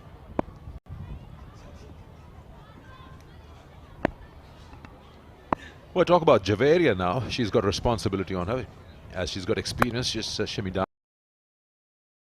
down, getting behind the line of the ball. She's looking for runs, and class of her player, she needs one outing, proper one, and then she can capitalize on that. Pakistan would need her. Yeah, she's looked better today. Unlike the first inning that she played, she struggled. Didn't have a good day in the field also, but it has worked today. She's very experienced. She's been around for a long time. She would know the conditions also. This is an important inning for her. Alongside Nida Dar, I think this is the partnership that has to do. Full toss, pulled away, and that'll be 4. So that's the class she has, and she possesses. Yeah, no ball also. It's above waist height. Dealt with some authority, Javeria. She's getting into that rhythm, getting into that form. She's been helped by this ball.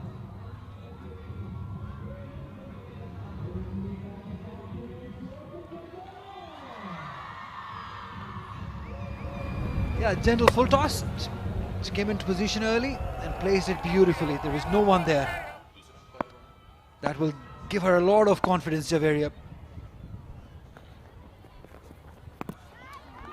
Yeah, she lost her, well, balance. Just was in no position to slog that one out. Lost her shape, rather. Yeah, I think she's decided that she's going to go after the bowling no matter what. She struggled earlier in the series. In the first game, she's looked good here. 14 ball, 16. That's what, coming into the position early, going deep in the crease and looking for that cow corner. That should be a wide, yeah. Yeah, that's what this movement in the crease has done. That has forced Orla to change her line. She's trying to go outside the off stump because Javeria is looking to play towards that cow corner area. She probably knows that. She's able to get that wide out of it because of that movement. Look at that, there's no one there. Not even the square, not even the mid wicket. Everyone is inside the circle. So this is a good idea by Javeria to go on in that area.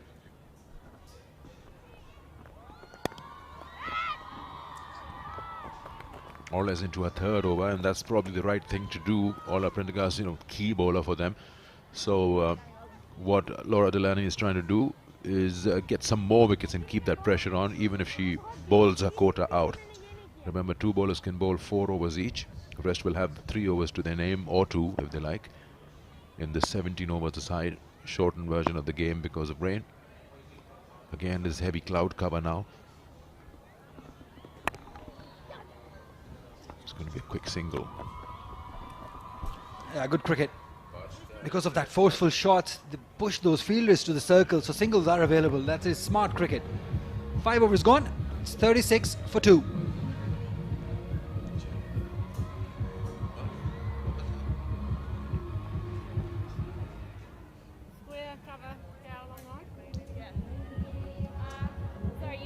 Two wickets for Ireland, both going to Arlene. Munibali 12. Misbah Maroof, very unlucky way to get out. She scored 2 runs. So it's up to these two, Nida Dar and Javeria Khan, the 2 most experienced batters of Pakistan are in. Got plenty of batters. Alia Riaz, we know what she's capable of. Fatma Sana can bat. Umayma Sohail also in the list. So they all can bat. But Ireland would fancy defending this run. The required run rate is 6.92.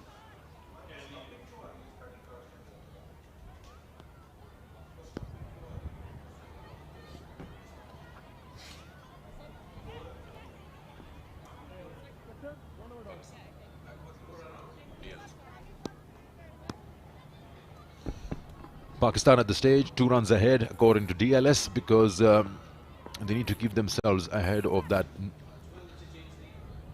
figure, because the important part is if rain comes down, Pakistan is 2 runs ahead. If they lose a wicket, they'll be in trouble. Those numbers will change. Arlene, look at those numbers. She's in her second over. 1 over, 3 runs, 2 wickets. Yeah, she's been brilliant in those 2 wickets in her first over. But what about Javeria Khan? The intent is very positive today. She's looking to score runs. Even the running between the wicket is very impressive. The last run that she scored, this one, didn't go that far. She just chipped it. Ran well also. Good cricket.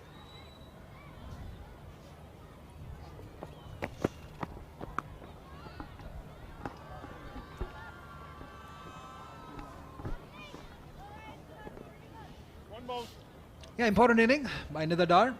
We know she's capable of doing it. Pakistan has to chase down the score and have to score at a good rate also. She's the perfect person to be there in the middle alongside Javeria Khan, who's looking also to get positive.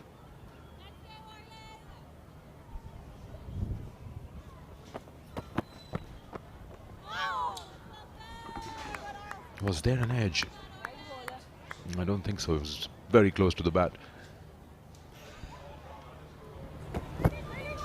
Again, the cut-up, rolling her fingers outside the off stump. The line, probably they've come out of a plan that they're going to persist outside the off stump. They've got protection at deep cover also in place. Now there's a deep mid-wicket and deep square leg. The circle is done. She's played that from outside, what, 15th off stump. And she's too committed now, talking about intent. She's going to put bat to everything. But if they have to chase down score, the intent has to be positive. Look at that, failing way outside the off stump. It would have definitely been given a wide if she hadn't played it. No, maybe not, because if you see how she's moved across outside the off stump, the ball would have been within her reach and umpire wouldn't have given that. But now, since it's way outside the pitch also, then it would be yes. But just happens when you commit yourself mentally that I'm going to go after it, so may as well put bat to it. And especially if you're sure you can get runs out of it. She didn't. Yeah, I have a feeling that she's getting predictable outside the off stump. That's the only place that she's looking to hit towards mid-wicket area. Maybe towards offside if you can play that over extra cover. Both are inside the circle. Extra cover and mid-off fielders. As Nida Dar milks this one towards onside for 1. 6 overs gone, 42 for 2.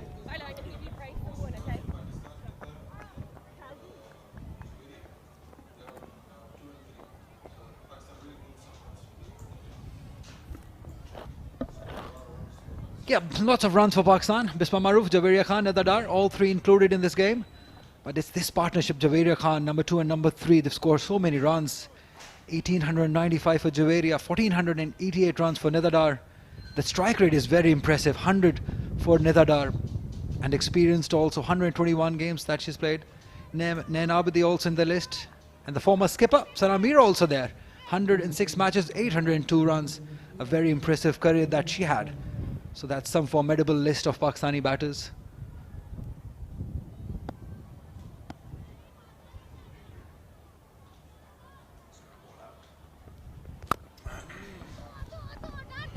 And driven away for a single. They can come back for 2 on the throw. That's good. Nida Dar is responsible for that because she wanted to come back on strike. Now that is smart batting. She knew that there is fielder, but that placed it right perfectly. She had to do a bit of work to run towards her left and then running to the throw. That is impressive by these two experienced batters of Pakistan. This is what experience does. They've been into these conditions so many times that they would know how to bat.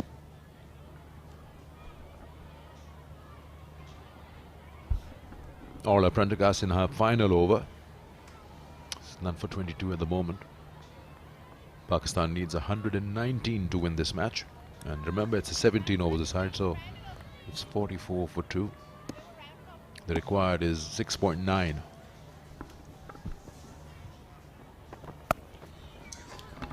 And she's very strong in that region. Likes to cut the ball, but it's the spinners or the pacers. Yeah, she's such a cool customer, Nida Dar. She knows that whenever she wants, she can go big. At the moment, there is no need. She's persisting with the singles, giving the strike to Javeria, who's looking to go positive, looking to go big.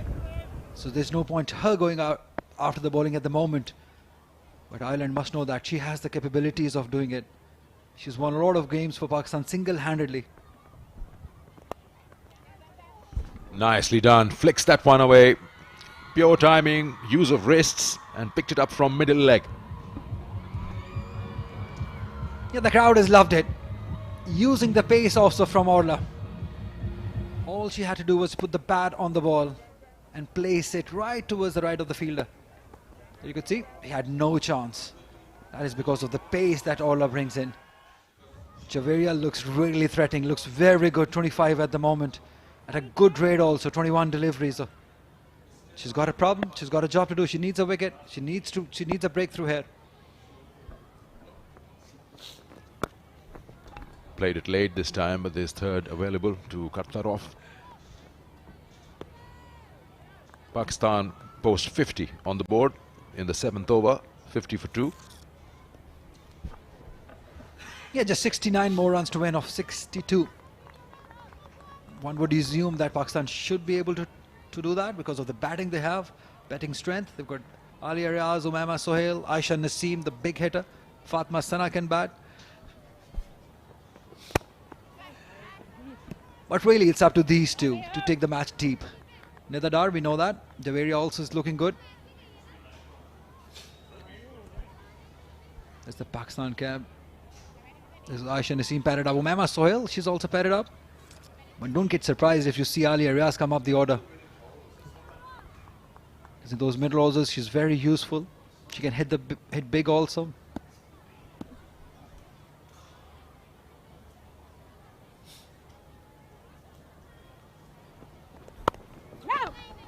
Dot ball to finish her quota. All Prendergast 4 overs, none for 28. Pakistan 50 for 2.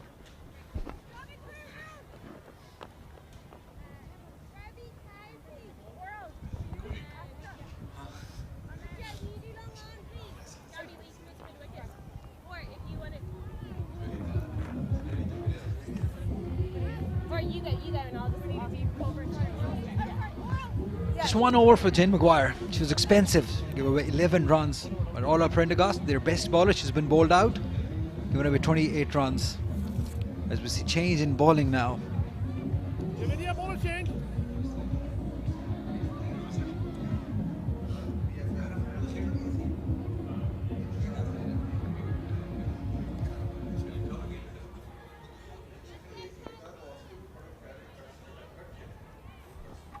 A best of 3 for 9, Cara Murray.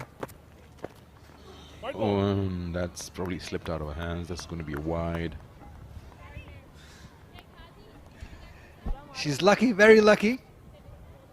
It was in the zone of Javeri. She's looking for that sort of line. And if you can get a full toss outside the leg stump, got to be very lucky not to be given runs on that delivery. Cara Murray, not a good start. Got to keep it tight.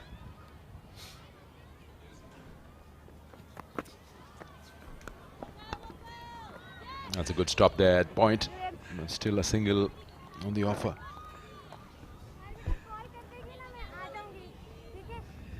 Good inning.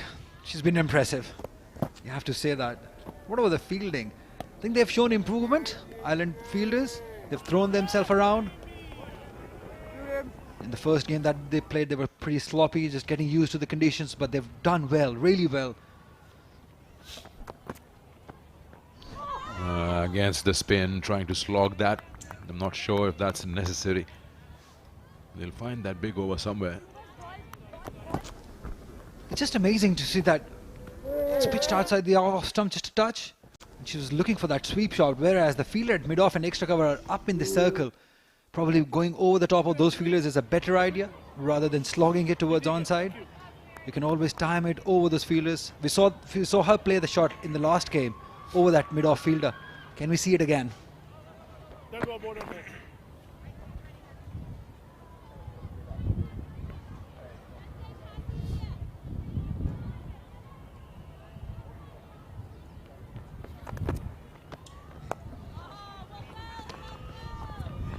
She's inviting her to do that. She did it brilliantly in the last game, but she's just taking her time, just getting used to it, getting that feel of the pitch.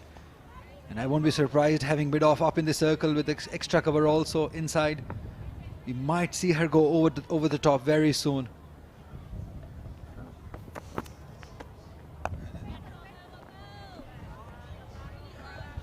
And again, Javeri Khan is only looking for that mid-wicket area. Whereas the line and the length is outside the off stump. So maybe look to go over that mid-off fielder.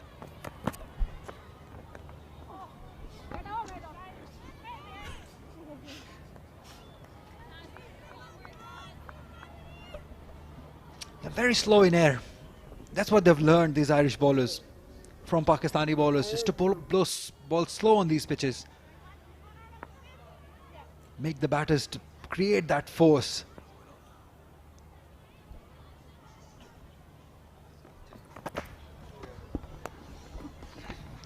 Oh, it's gone right through. There was no run on that shot, but Pakistan gets one, and Javeria wants to come back. Settle with a single. 54 for 2, 8 gone. Yeah, just as we were talking about their fielding has improved, they've just done a sloppy work. 54 for 2.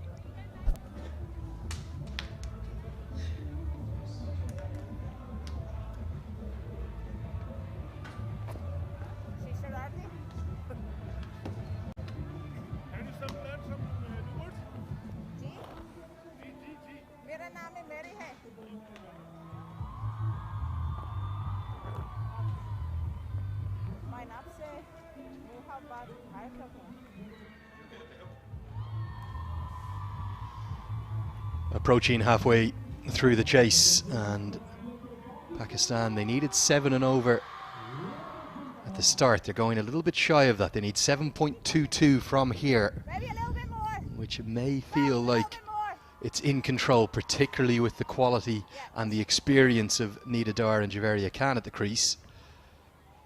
But for Ireland, if they can find a way through this partnership and do something they haven't done a lot of, which is their spinners taking wickets in this series, they could find their way into this game. Richardson has a huge role to play here. So one of the senior pros here in Irish side. These overs, if they can get 2 or 3 overs quietly, that can add problems. 3 patrolling the boundary on the leg side. And that really has been Javeria Khan's favoured zone today, hasn't it? So you can see the tactics here from Richardson. It'll be to bowl outside a 5th, 6th stump line, outside the off stump, and encourage Khan to play across the line. Shake of the head from Khan, but there's been a gigantic disparity between the output from the 2 spinning departments for Pakistan and Ireland. If we look at Richardson, she's picked up 4 wickets so far in this tour. Cara Murray's been wicketless. She has been very unlucky, a couple of drop catches in there. But the combination of Ghulam Fatima, Nashra Sandhu and Nida Dar, those 3 spinners, they've picked up 25 wickets so far to Ireland's 4 with their spinners. Perfect. And that has been a huge difference between these 2 sides. It has more to do with the execution and consistency rather than the skill. They're pretty decent Irish spinners out there, but yes, every now and then they have given the opportunity of a bad ball, which Pakistan has capitalized on. No.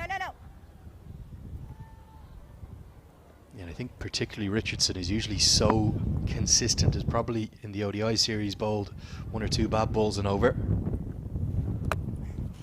There's a chance today, if they can break this partnership here. Murray looked threatening in her first over, I thought. There is turn on offer.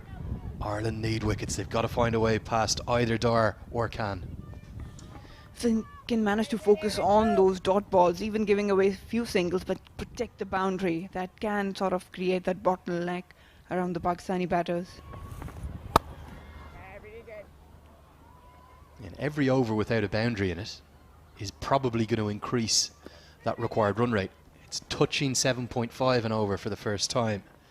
And we've seen new batters in particular find it difficult to score right from the off. The outfield a bit slower. This game is building up beautifully to a good climax. It could go all the way again. I don't think Ireland will mind that if it's well fielded, which it is. Brilliant from Prendergast. Just the 5 singles from the over. 9 gone. 59 for 2. And it's time for the players to have a drink.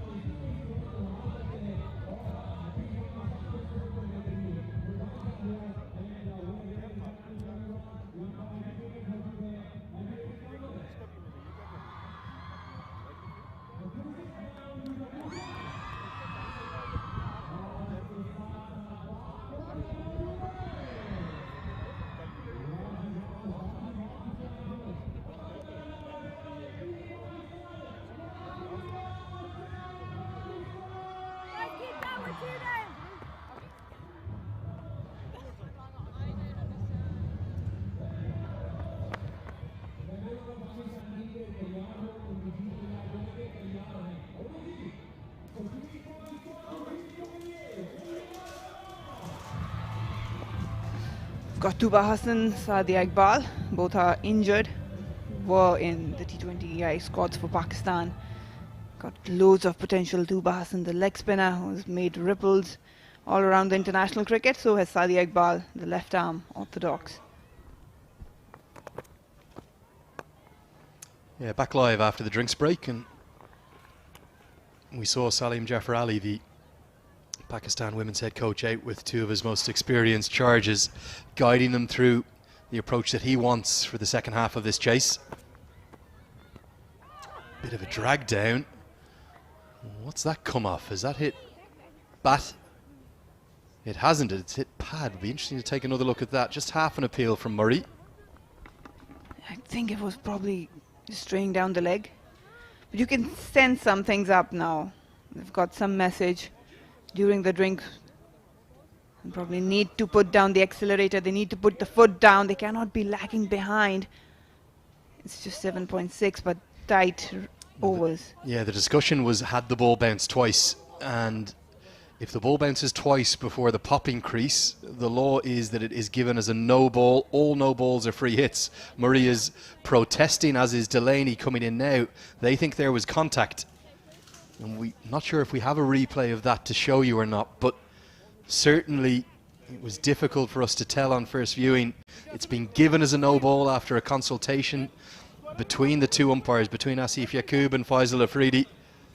It was certainly dragged down. Here comes the free hit. No ball, a run, which I think was given as a leg by. And now the free hit, the last person you want to be bowling it to, Nida Dar.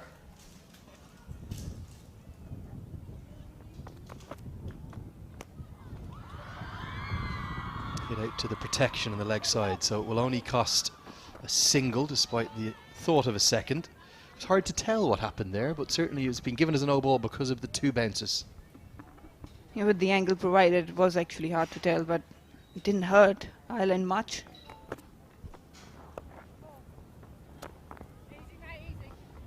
Yeah, I think for Ireland here, they have to ascertain where are the dot balls coming from. Effortless shot over the boundary. If anyone can hit sixes with ease, that's Nida Dar. Superb shot. Pressure right away on the Irish team now. And the brilliance of this stroke is with mid-off and cover both in the circle. As soon as you get it over their heads, it's a completely safe shot. And that's darted in and guided straight to the fielder. Mix up. Oh, and the throw comes in wide. They will get the single. Ireland just losing their way a touch after the drinks break. I think that no ball slightly rattled Murray potentially. And Pakistan starting to look in control now. Yeah, Ireland had really good grip way before the drinks, and they would expect that the Pakistani batters would push through now.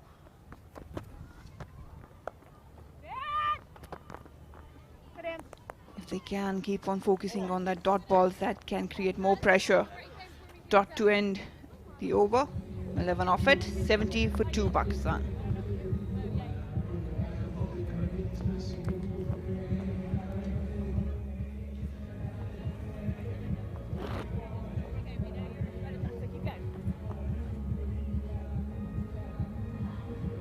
Five bowlers used so far for Ireland.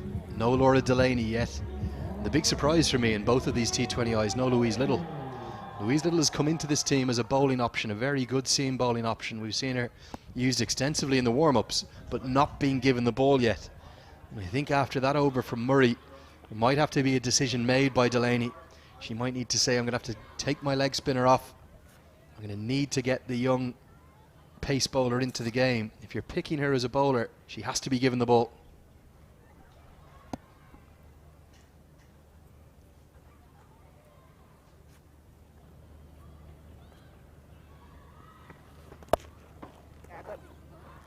I think that required run rate, which is back under 7 and over, isn't going to pose a threat without wickets here, Marina. That's for sure. I mean, these two, this partnership is very crucial, but following Alia and Aisha Naseem, it won't be a problem. They need wickets.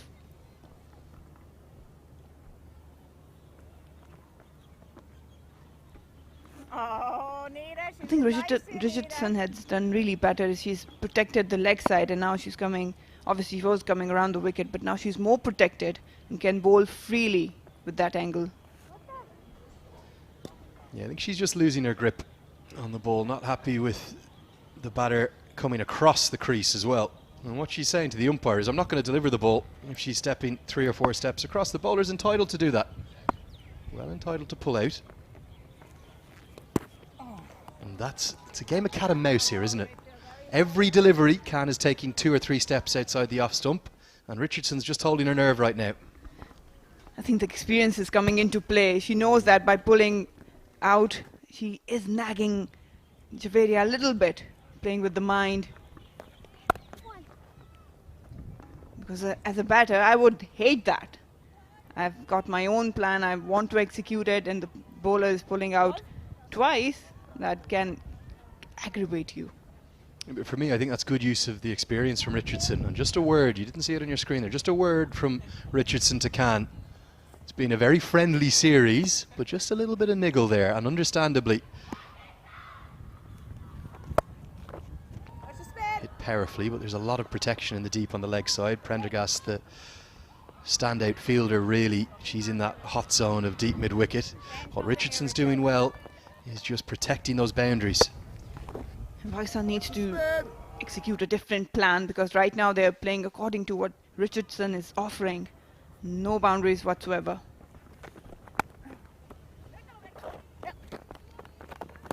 This is a good over. The next one is the key one. Who's going to bowl it? Will Delaney turn to herself? Will she bring Little into the attack for the first time? Or will she keep going with her young leg spinner? Lots of options running through the head of Laura Delaney right now. That 12th over, it seems like such an important one in this match. Really good over. Just 4 singles from it. Ireland drag things back. They stay in the game. Required run rate back up to 7.5. 11 gone. 74 for 2.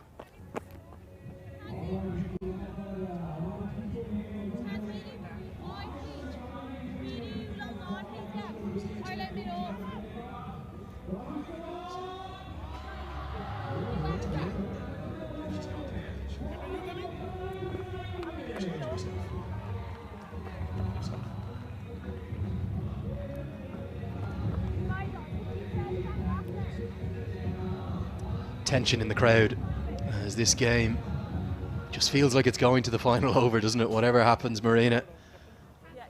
Plenty of selfies and tweets being put out there as well. 6 to go.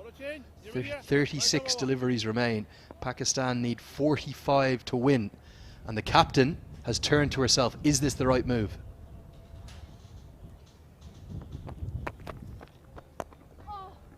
I think with all the experience, Laura, she has backed herself. But again, I wouldn't mind bowling Kara another over, because right now they have dried out Pakistan of boundaries. Nida Dar, she has that urge to hit big. Javeria needs to keep going. So that could have been probably a risky but fruitful move, just to invite them to go big. That could have created an avenue to get a wicket. Heaved away into the leg side. There is a fielder out there, Rebecca Stokel, but they're going to take her arm on. It's a long way out to the deep. The bail's taken off. Given! Oh, she just stuttered right at the end. Javeria Khan. Surely there was 2 there. How has Mary Waldron done it again? Runouts can turn out to be a nightmare for Pakistan. Another one, and this time all settled. Javeria Wadood. I don't know what she was doing. It was clearly a double there. She had all sort of time. Just have a look at that, deep in the crease. Just casually running, turned around, and slow turn, and then realized that she has to rush. But have a look at that. Good, decent throw, 1 bounce, right on the top of the stumps. And Mary did the rest. This can be the turning point of the game. Gone on 34, Javeria Wadood. 75 for 3, Pakistan.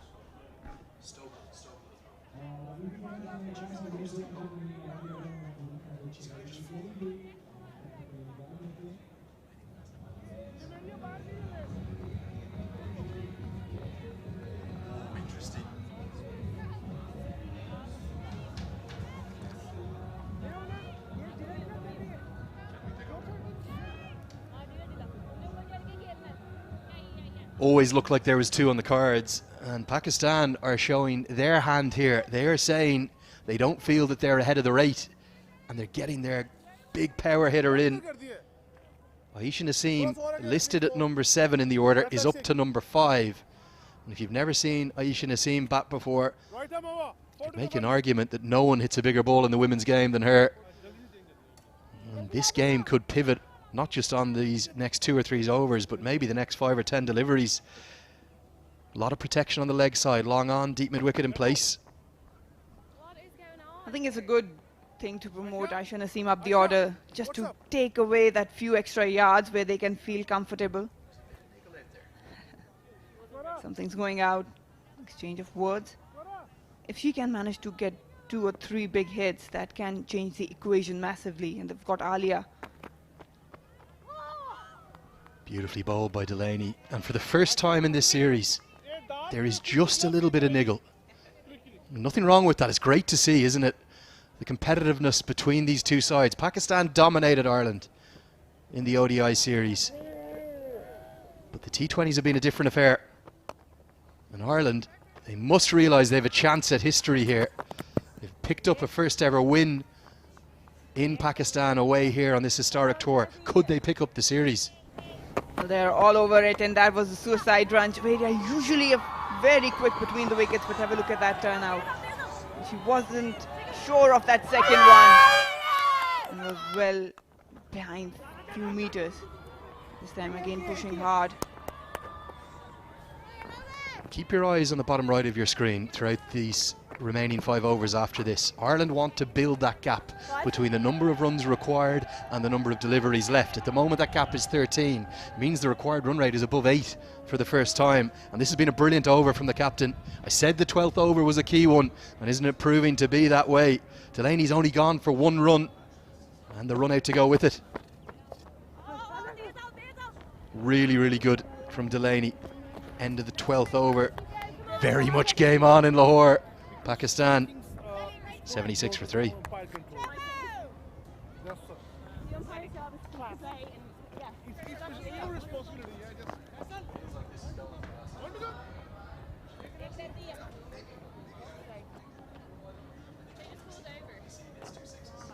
Just a minute.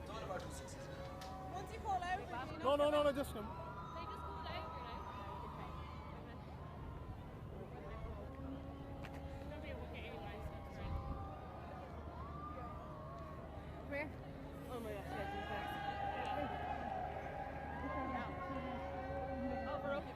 Come on, it's time. Come on. Yeah, let's go. Yeah, let's go.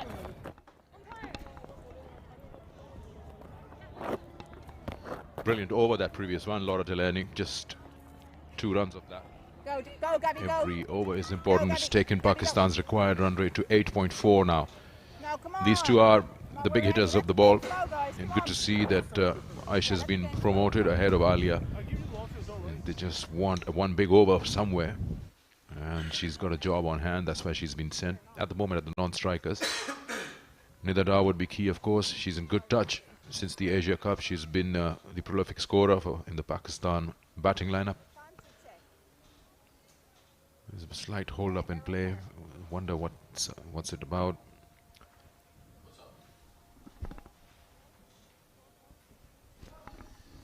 The umpire is probably checking who's bowled how many. He just wants to make sure, because 2 bowlers can bowl 4 each. The rest have to share them.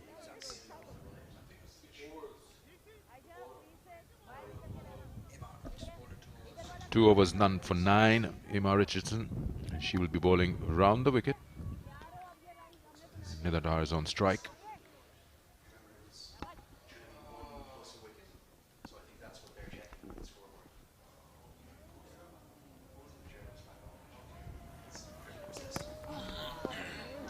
Beaten in flight on that occasion.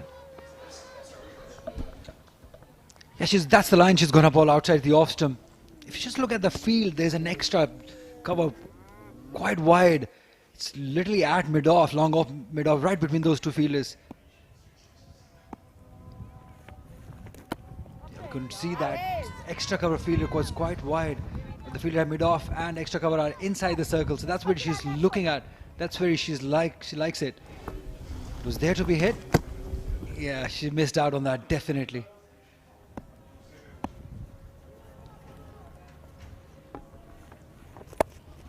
This time she slogs that. And oh, she's been dropped. Okay, that's okay. That's a big drop right there. Right in. That could have been game, I'll tell you that. Immense pressure with Pakistan requiring almost 9 and over. You drop Nida Dar, you probably drop the chance of making a series 2-0. And that went to their best fielder. That's Arslan Prendergast there. She's definitely one of the best cricketers, and she drops one. She's disappointed, and rightly so, because she knows that she's missed out on this wicket of Nida Dar, and how costly that would be for Ireland. There's a change in field for I should have seen. The square leg comes in, and mid-off goes back to long off. Thick edge. Will that run to the boundary? No, it just slows down, and they come back for 2. Right in. Reach out. Yeah, that's how she plays, Aisha Naseem. You can tell. The intent always positive, always looking for big hits. That's why she's inside, for her abilities to go big. And as we were talking about, one good over here or there will definitely put Pakistan in commanding position. In the air, she hasn't got hold of it. Aisha Naseem, is she in trouble? No, it goes over. Maximum on that occasion, the one she was looking for. Yeah, that's the power she has. She didn't even middle it. And it went sailing over that long off fielder for 6. Rachel, that's fine.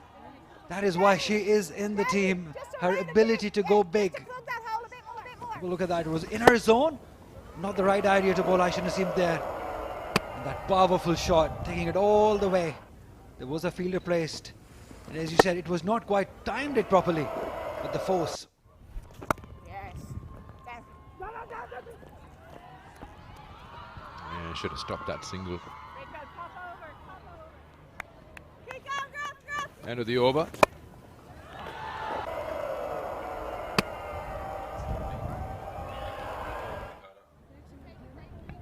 $13 gone, 87 for 3.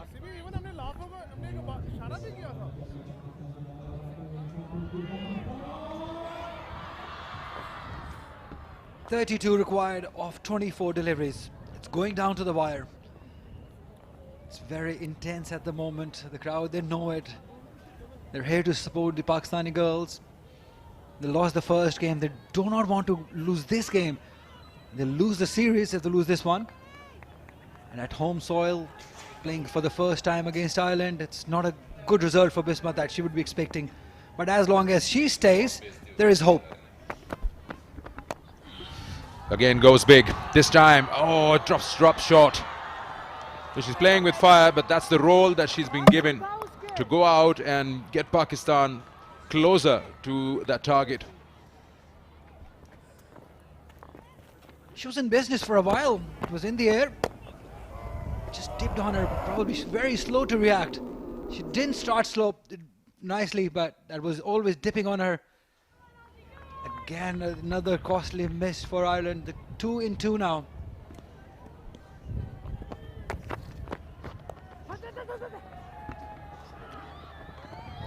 It's just so important when these catches come your way, get quickly and get into position. The quicker you are in position, then your skills to catch a ball come into play. But she was indecisive on that occasion, whether to go forward or not. Yeah, that indecision. She was slow to react. She wanted to save the boundary also. It's the catch that matters. It's the wickets that matter. If they can get Aisha Naseem or Nida Dar out here, they'll definitely be in charge.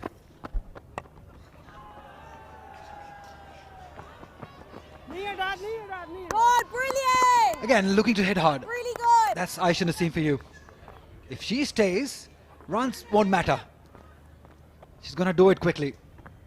That's the power of the girl. Again, she wanted to go big, hard hands. Even if she doesn't middle it, it goes.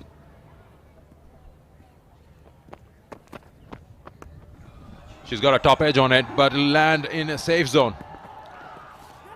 Again, running sidewards instead of running towards the ball. Have an opportunity of a catch. It was in the air for a long time. You just see that the movement of the player is sideways instead of towards the ball. Yeah, sensible hitting by Nida Dar. She played it squarer. The fielder was at mid-wicket. She played it over the head of that square leg fielder. The placement was perfect. That is what you want to see from Nida Dar. Stay there till the end. She's opting for slog everything. That's a good dive put in, but in vain. Boundary comes in. Pakistan now inching closer, and the gap is also being closed up between deliveries and runs required. 23 of 19 now. Yeah, great game awareness by Nida Dar. The placement also. There were two fielders, but she placed it right between the two. That is magnificent batting. That is Nida Dar for you. We all knew that as she stays, Pakistan will win. And now they're just 23 runs behind of 19 deliveries. They should get it from here on. Nida Dar was dropped by Orla Prendergast when she was 19. Not age, but the runs. And now that is costing Ireland. End of the over, 14 gone. It's 97 for 3.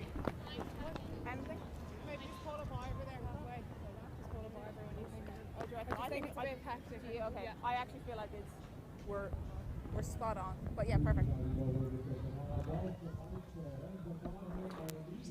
Javeria Khan batted really well up the order, 35, she scored of 39. Unfortunately running herself out. Muniba Ali missed out, 12. Misma Maroof also running herself out, scored 2. Nida Dar, the best Pakistani batter, still there on 28.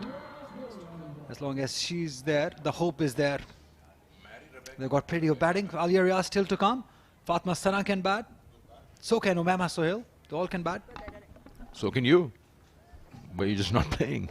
Yeah, I can't. Where are they There are going? reasons. The game is not over.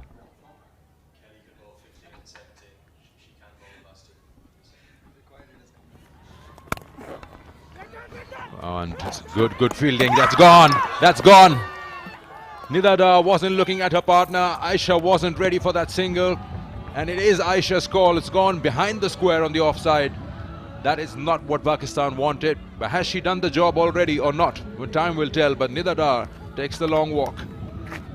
Oh, she's so disappointed. She headed straight to the fielder. I wonder where she was going. In my opinion, you cannot blame Aisha Naseem because it was hit hard, straight to the fielder. There was never a run there. And she was already halfway there. Easily done by Waldron. She's had a wonderful day behind the stumps. She's done excellent job here, getting rid of the big batter, Nida Dar. Third run out tells you the pressure they're in at the moment. Nida Dar on 28, run out. It's 97 for 3.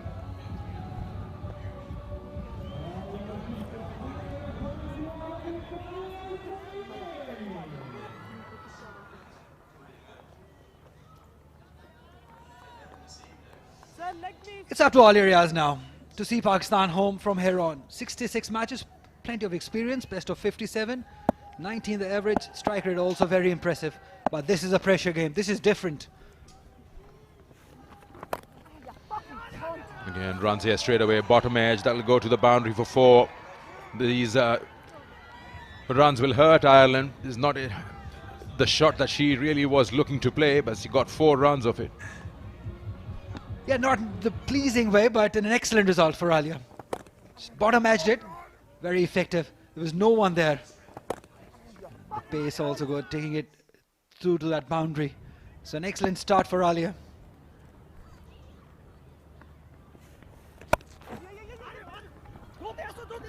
Trying for the second one. Be careful because out of the 4 wickets, 3 are runouts. No idea what they're doing because they've just hit the ball and left their crease.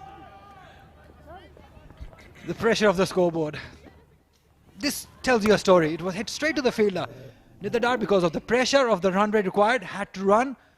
There was no run available. You cannot blame Aisha Naseem for this. It was definitely her own fault. It's in the air. It'll clear that inner circle. Will they come back for 2? Yes, they can.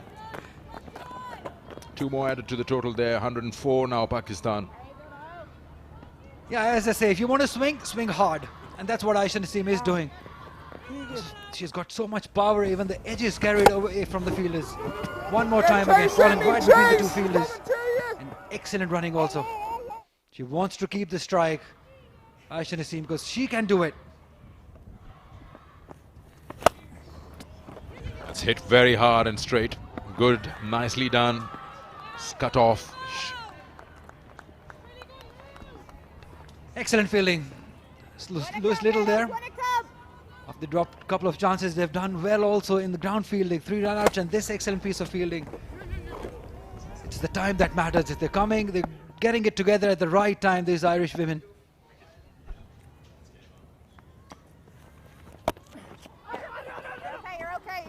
Okay. Good call from Aisha once again. So now Pakistan finds themselves in a good position. 6.5 required. 106 for 4. Arlo, well done. Lulu, brilliant.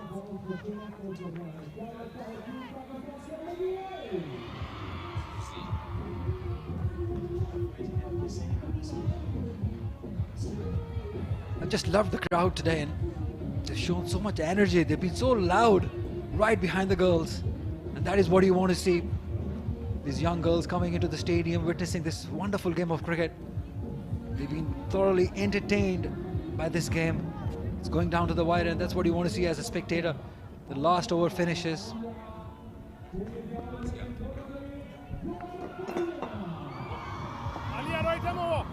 Right, 13 required of 12.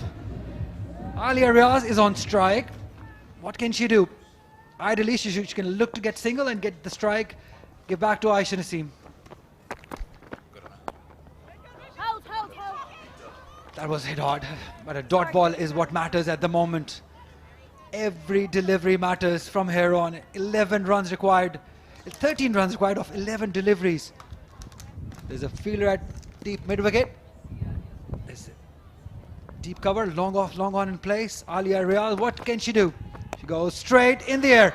There is a fielder, but not quite carrying it to the field. There's just one. Oh, what have you done? That's not the time to do it. You cannot give away these runs at this point. That is disappointment for Gabby. You've done so well in the last few overs, and just when it matters, you've just let one go. That is sloppy, very average work. Look at that, it had nothing, just that awkward bounce right in front of her. She was not covering the line.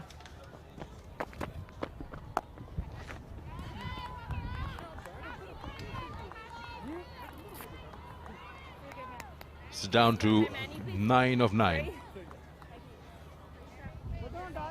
A wicket here will surely crack a chance for Ireland, but it's about a run a ball now at the moment. Got to catch and grab every single opportunity from here on. Quick single, they should not and will not come back for the second. Yes, definitely, their fielding is letting them down, especially in the last few overs. She's been brilliant though, cannot take anything away from her, but the ground fielding and the catching has not been up to the mark. And had them taken those catches and those ground fielding, situation might have been different. Because at the moment, 8 required of 8. With Aisha Naseem and Alia, they should do it. Big shot again. Will that go to the boundary? Yes, it does. Aisha Naseem smashes one down to long on and earns a boundary. 4 now required of 7. Powerful. Even Tawfiq Umar is happy because he knows that this shot has done it for Pakistan. The power of Aisha Naseem tells you a story. Look at that. On the back foot, it even makes it tougher to play it straight. That power taking away from on that long on boundary. 4 of 7. Big shot again. That's going over, and that's maximum. Pakistan level the series. Aisha Naseem hits the ball out of the park and takes Pakistan to a match win by 6 wickets. What a way, what a wonderful way to finish off the game. Aisha Naseem has been such a wonderful hitter. She's been there in Pakistan side because of his hitting abilities, and she's done it here in a grand way. Just hit over that long off. There was a fielder, but she cleared it with some ease and won the game for Pakistan. We all thought that this might be a tricky chase, but Nida Dar, Alia Riaz and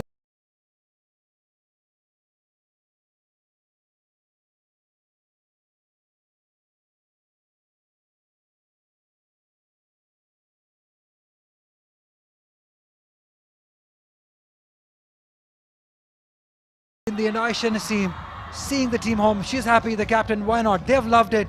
We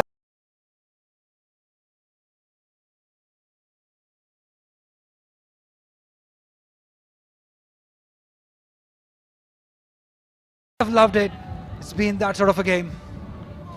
Yeah, you can just tell by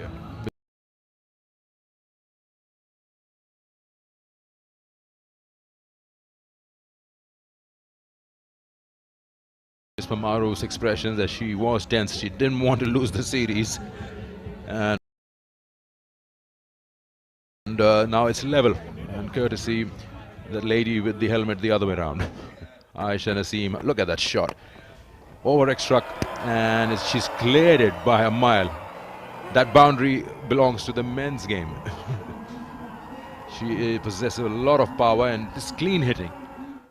2 sixes and a couple of boundaries for Aisha, and the decision worked to send her up in the order. Pakistan leveled the series by winning this second T20 international by 6 wickets. Yeah, joy all over, and why not? They know that this important, very important inning by Aisha Naseem has won the game for Pakistan at a point when we all thought that they might not get to that total. They were slow to start off things. Javeria also did play her part in the beginning. Meant a lot because they didn't want to lose the series, already 1 down. They had to make a comeback and they've done it brilliantly. Wasim Jaffer, the coach, also is a happy man at the moment. But she's the player of the moment. The way she's played, the way she's won the game for Pakistan, her abilities to go big, go very strong batter she is.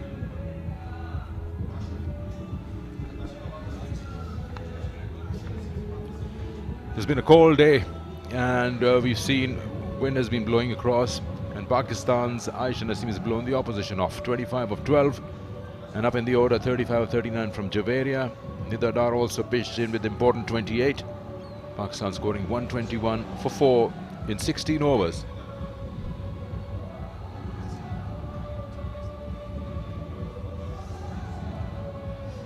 Just 1 wicket going to Arlene Kelly. 1 for 18 in her 3 overs. Restley struggled. Laura Delaney was expensive. Her economy on the higher side, 9.33. 3 run-outs in that inning of Pakistan. They've ended up chasing down this score in 16 overs. That's an exceptional job done by Pakistani batters, winning the game. So congratulations definitely to the Pakistan women's side, squaring up the series. It's alive 1-all.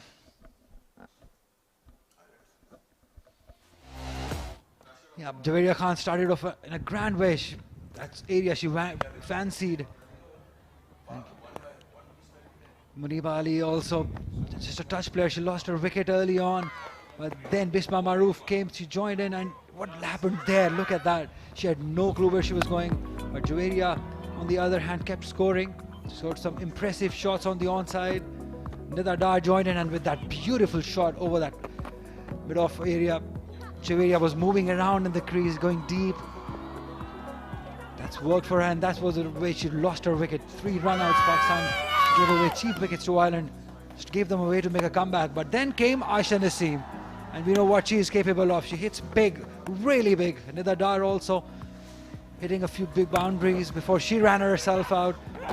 That has been the story of Pakistan hitting 3 run-outs. That's something that they would really have to think about. Giving away cheap wickets to Ireland. Alia Riaz joined in the end, scored a very crucial boundary, but it was Aisha Naseem doing the bulk of runs in the end, hitting those big 6s.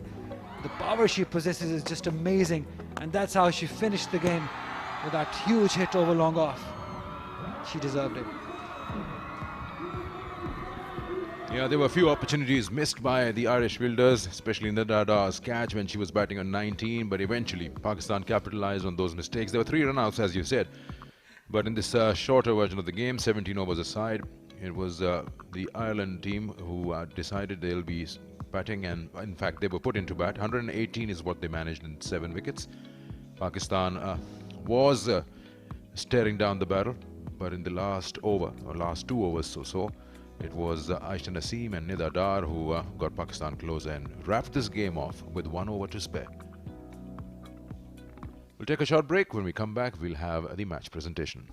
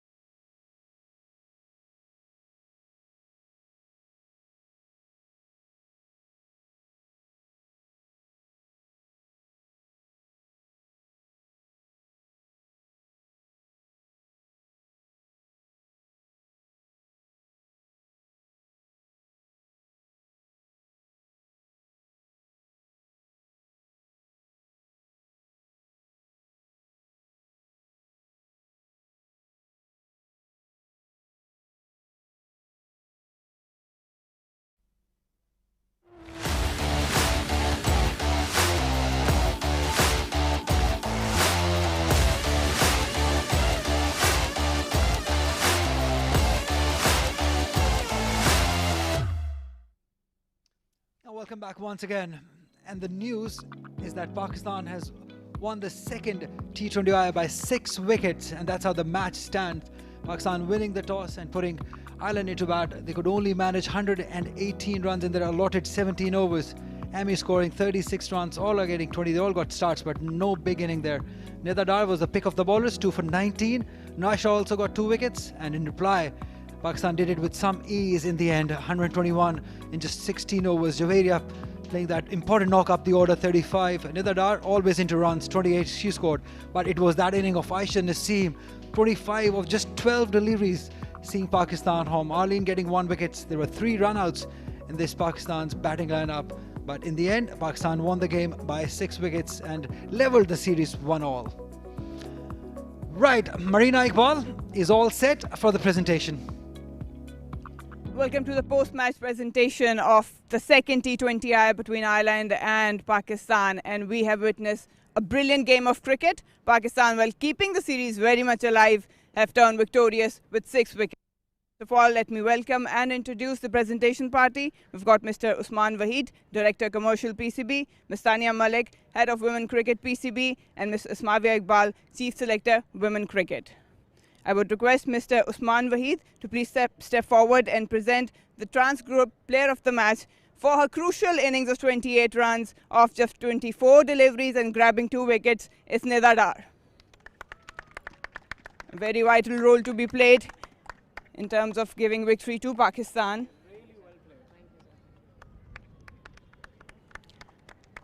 Nida will have a word.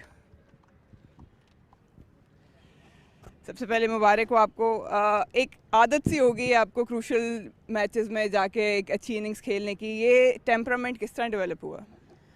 मेरा ख्याल है by the passing of time मेरा ख्याल है ये maturity आप में आ जाती है एज अ बैटर, और रिस्पॉन्सिबिलिटी लेने का एक अपना ही मज़ा है, और आई गेस मैं अब वो रिस्पॉन्सिबिलिटी लेना चाहती हूँ पाकिस्तान के लिए। मेन मेरा गोल ये है कि पाकिस्तान को मैचेस जितवाऊँ, तो जब आपका गोल ये होगा तो आई गेस आप रिस्पॉन्सिबल ज़रूर होते हो। थोड़ा सा कंडीशंस के बारे में बताएं। लग रहा था कि बैटिंग इतनी आसान नहीं है, तो क्या गेम प्लान आपका था?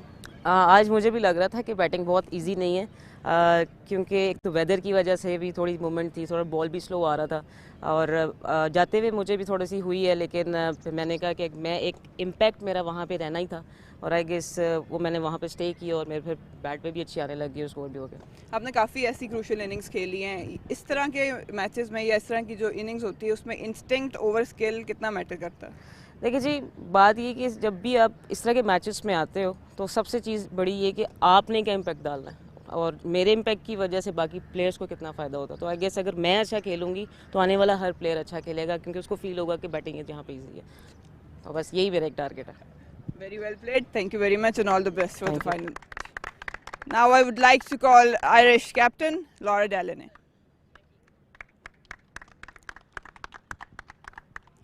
Laura, must be disappointing for you. You got really close and you've been playing brilliant cricket. Where things went wrong?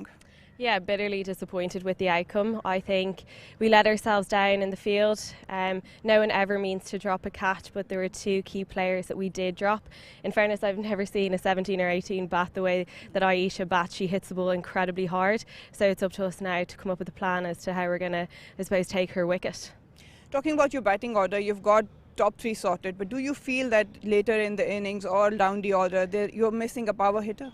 I don't think we're missing a power hitter. I think it's just about batters executing their plans. I think Orla and Amy batted incredibly well today and have done over the last few games, and I think it's just up to everyone else now to step up and make sure that they cash in once we're out there. You still got a chance at the series, so what things you would like to improve overall? Yeah, I think our fielding is the first thing that we're going to have a look at. I'm sure there'll be a couple of other areas that we definitely target ahead of the next game, but overall really happy with how the squad's going at the moment. Good cricket, hard luck today. All Thank the you. best for the next one. Thank you. I would like to now call Pakistan's captain Bisma Maroof. Bisma, nerves all around? Definitely, I think very well played by Aisha. She held her nerves and finished the game for us. Talking about your bowling attack, do you think that there is some plan missing in terms of how to take wickets when there's a partnership going on? I think today we have bowled extras. That has put us under pressure. But yes, rightly you said, we need to take wickets in the middle order, which we are lacking. And talking about the batting lineup, obviously you've got senior pros as well. So where do you think you can get that extra push to post to big totals? I think from the start we have to be very positive and calculated as well, and to take calculated risk. And I think Ireland, we have seen that they are very good side in T20s. I think the last game will be very much on, and we'll try to play positive cricket and win the match. Well, they're definitely pushing you to get the best out of you. All the best for the next one. Thank you. And that's all for the post-match presentation. Thank you. Thank you very much, Marina Iqbal. With Pakistan winning this game makes a very interesting thing. So the last match will be a series decider coming to you on 16th November, the third T20I between Pakistan women and Ireland women, live from Gaddafi Stadium, Lahore. Do join us then. Until then, take care and goodbye.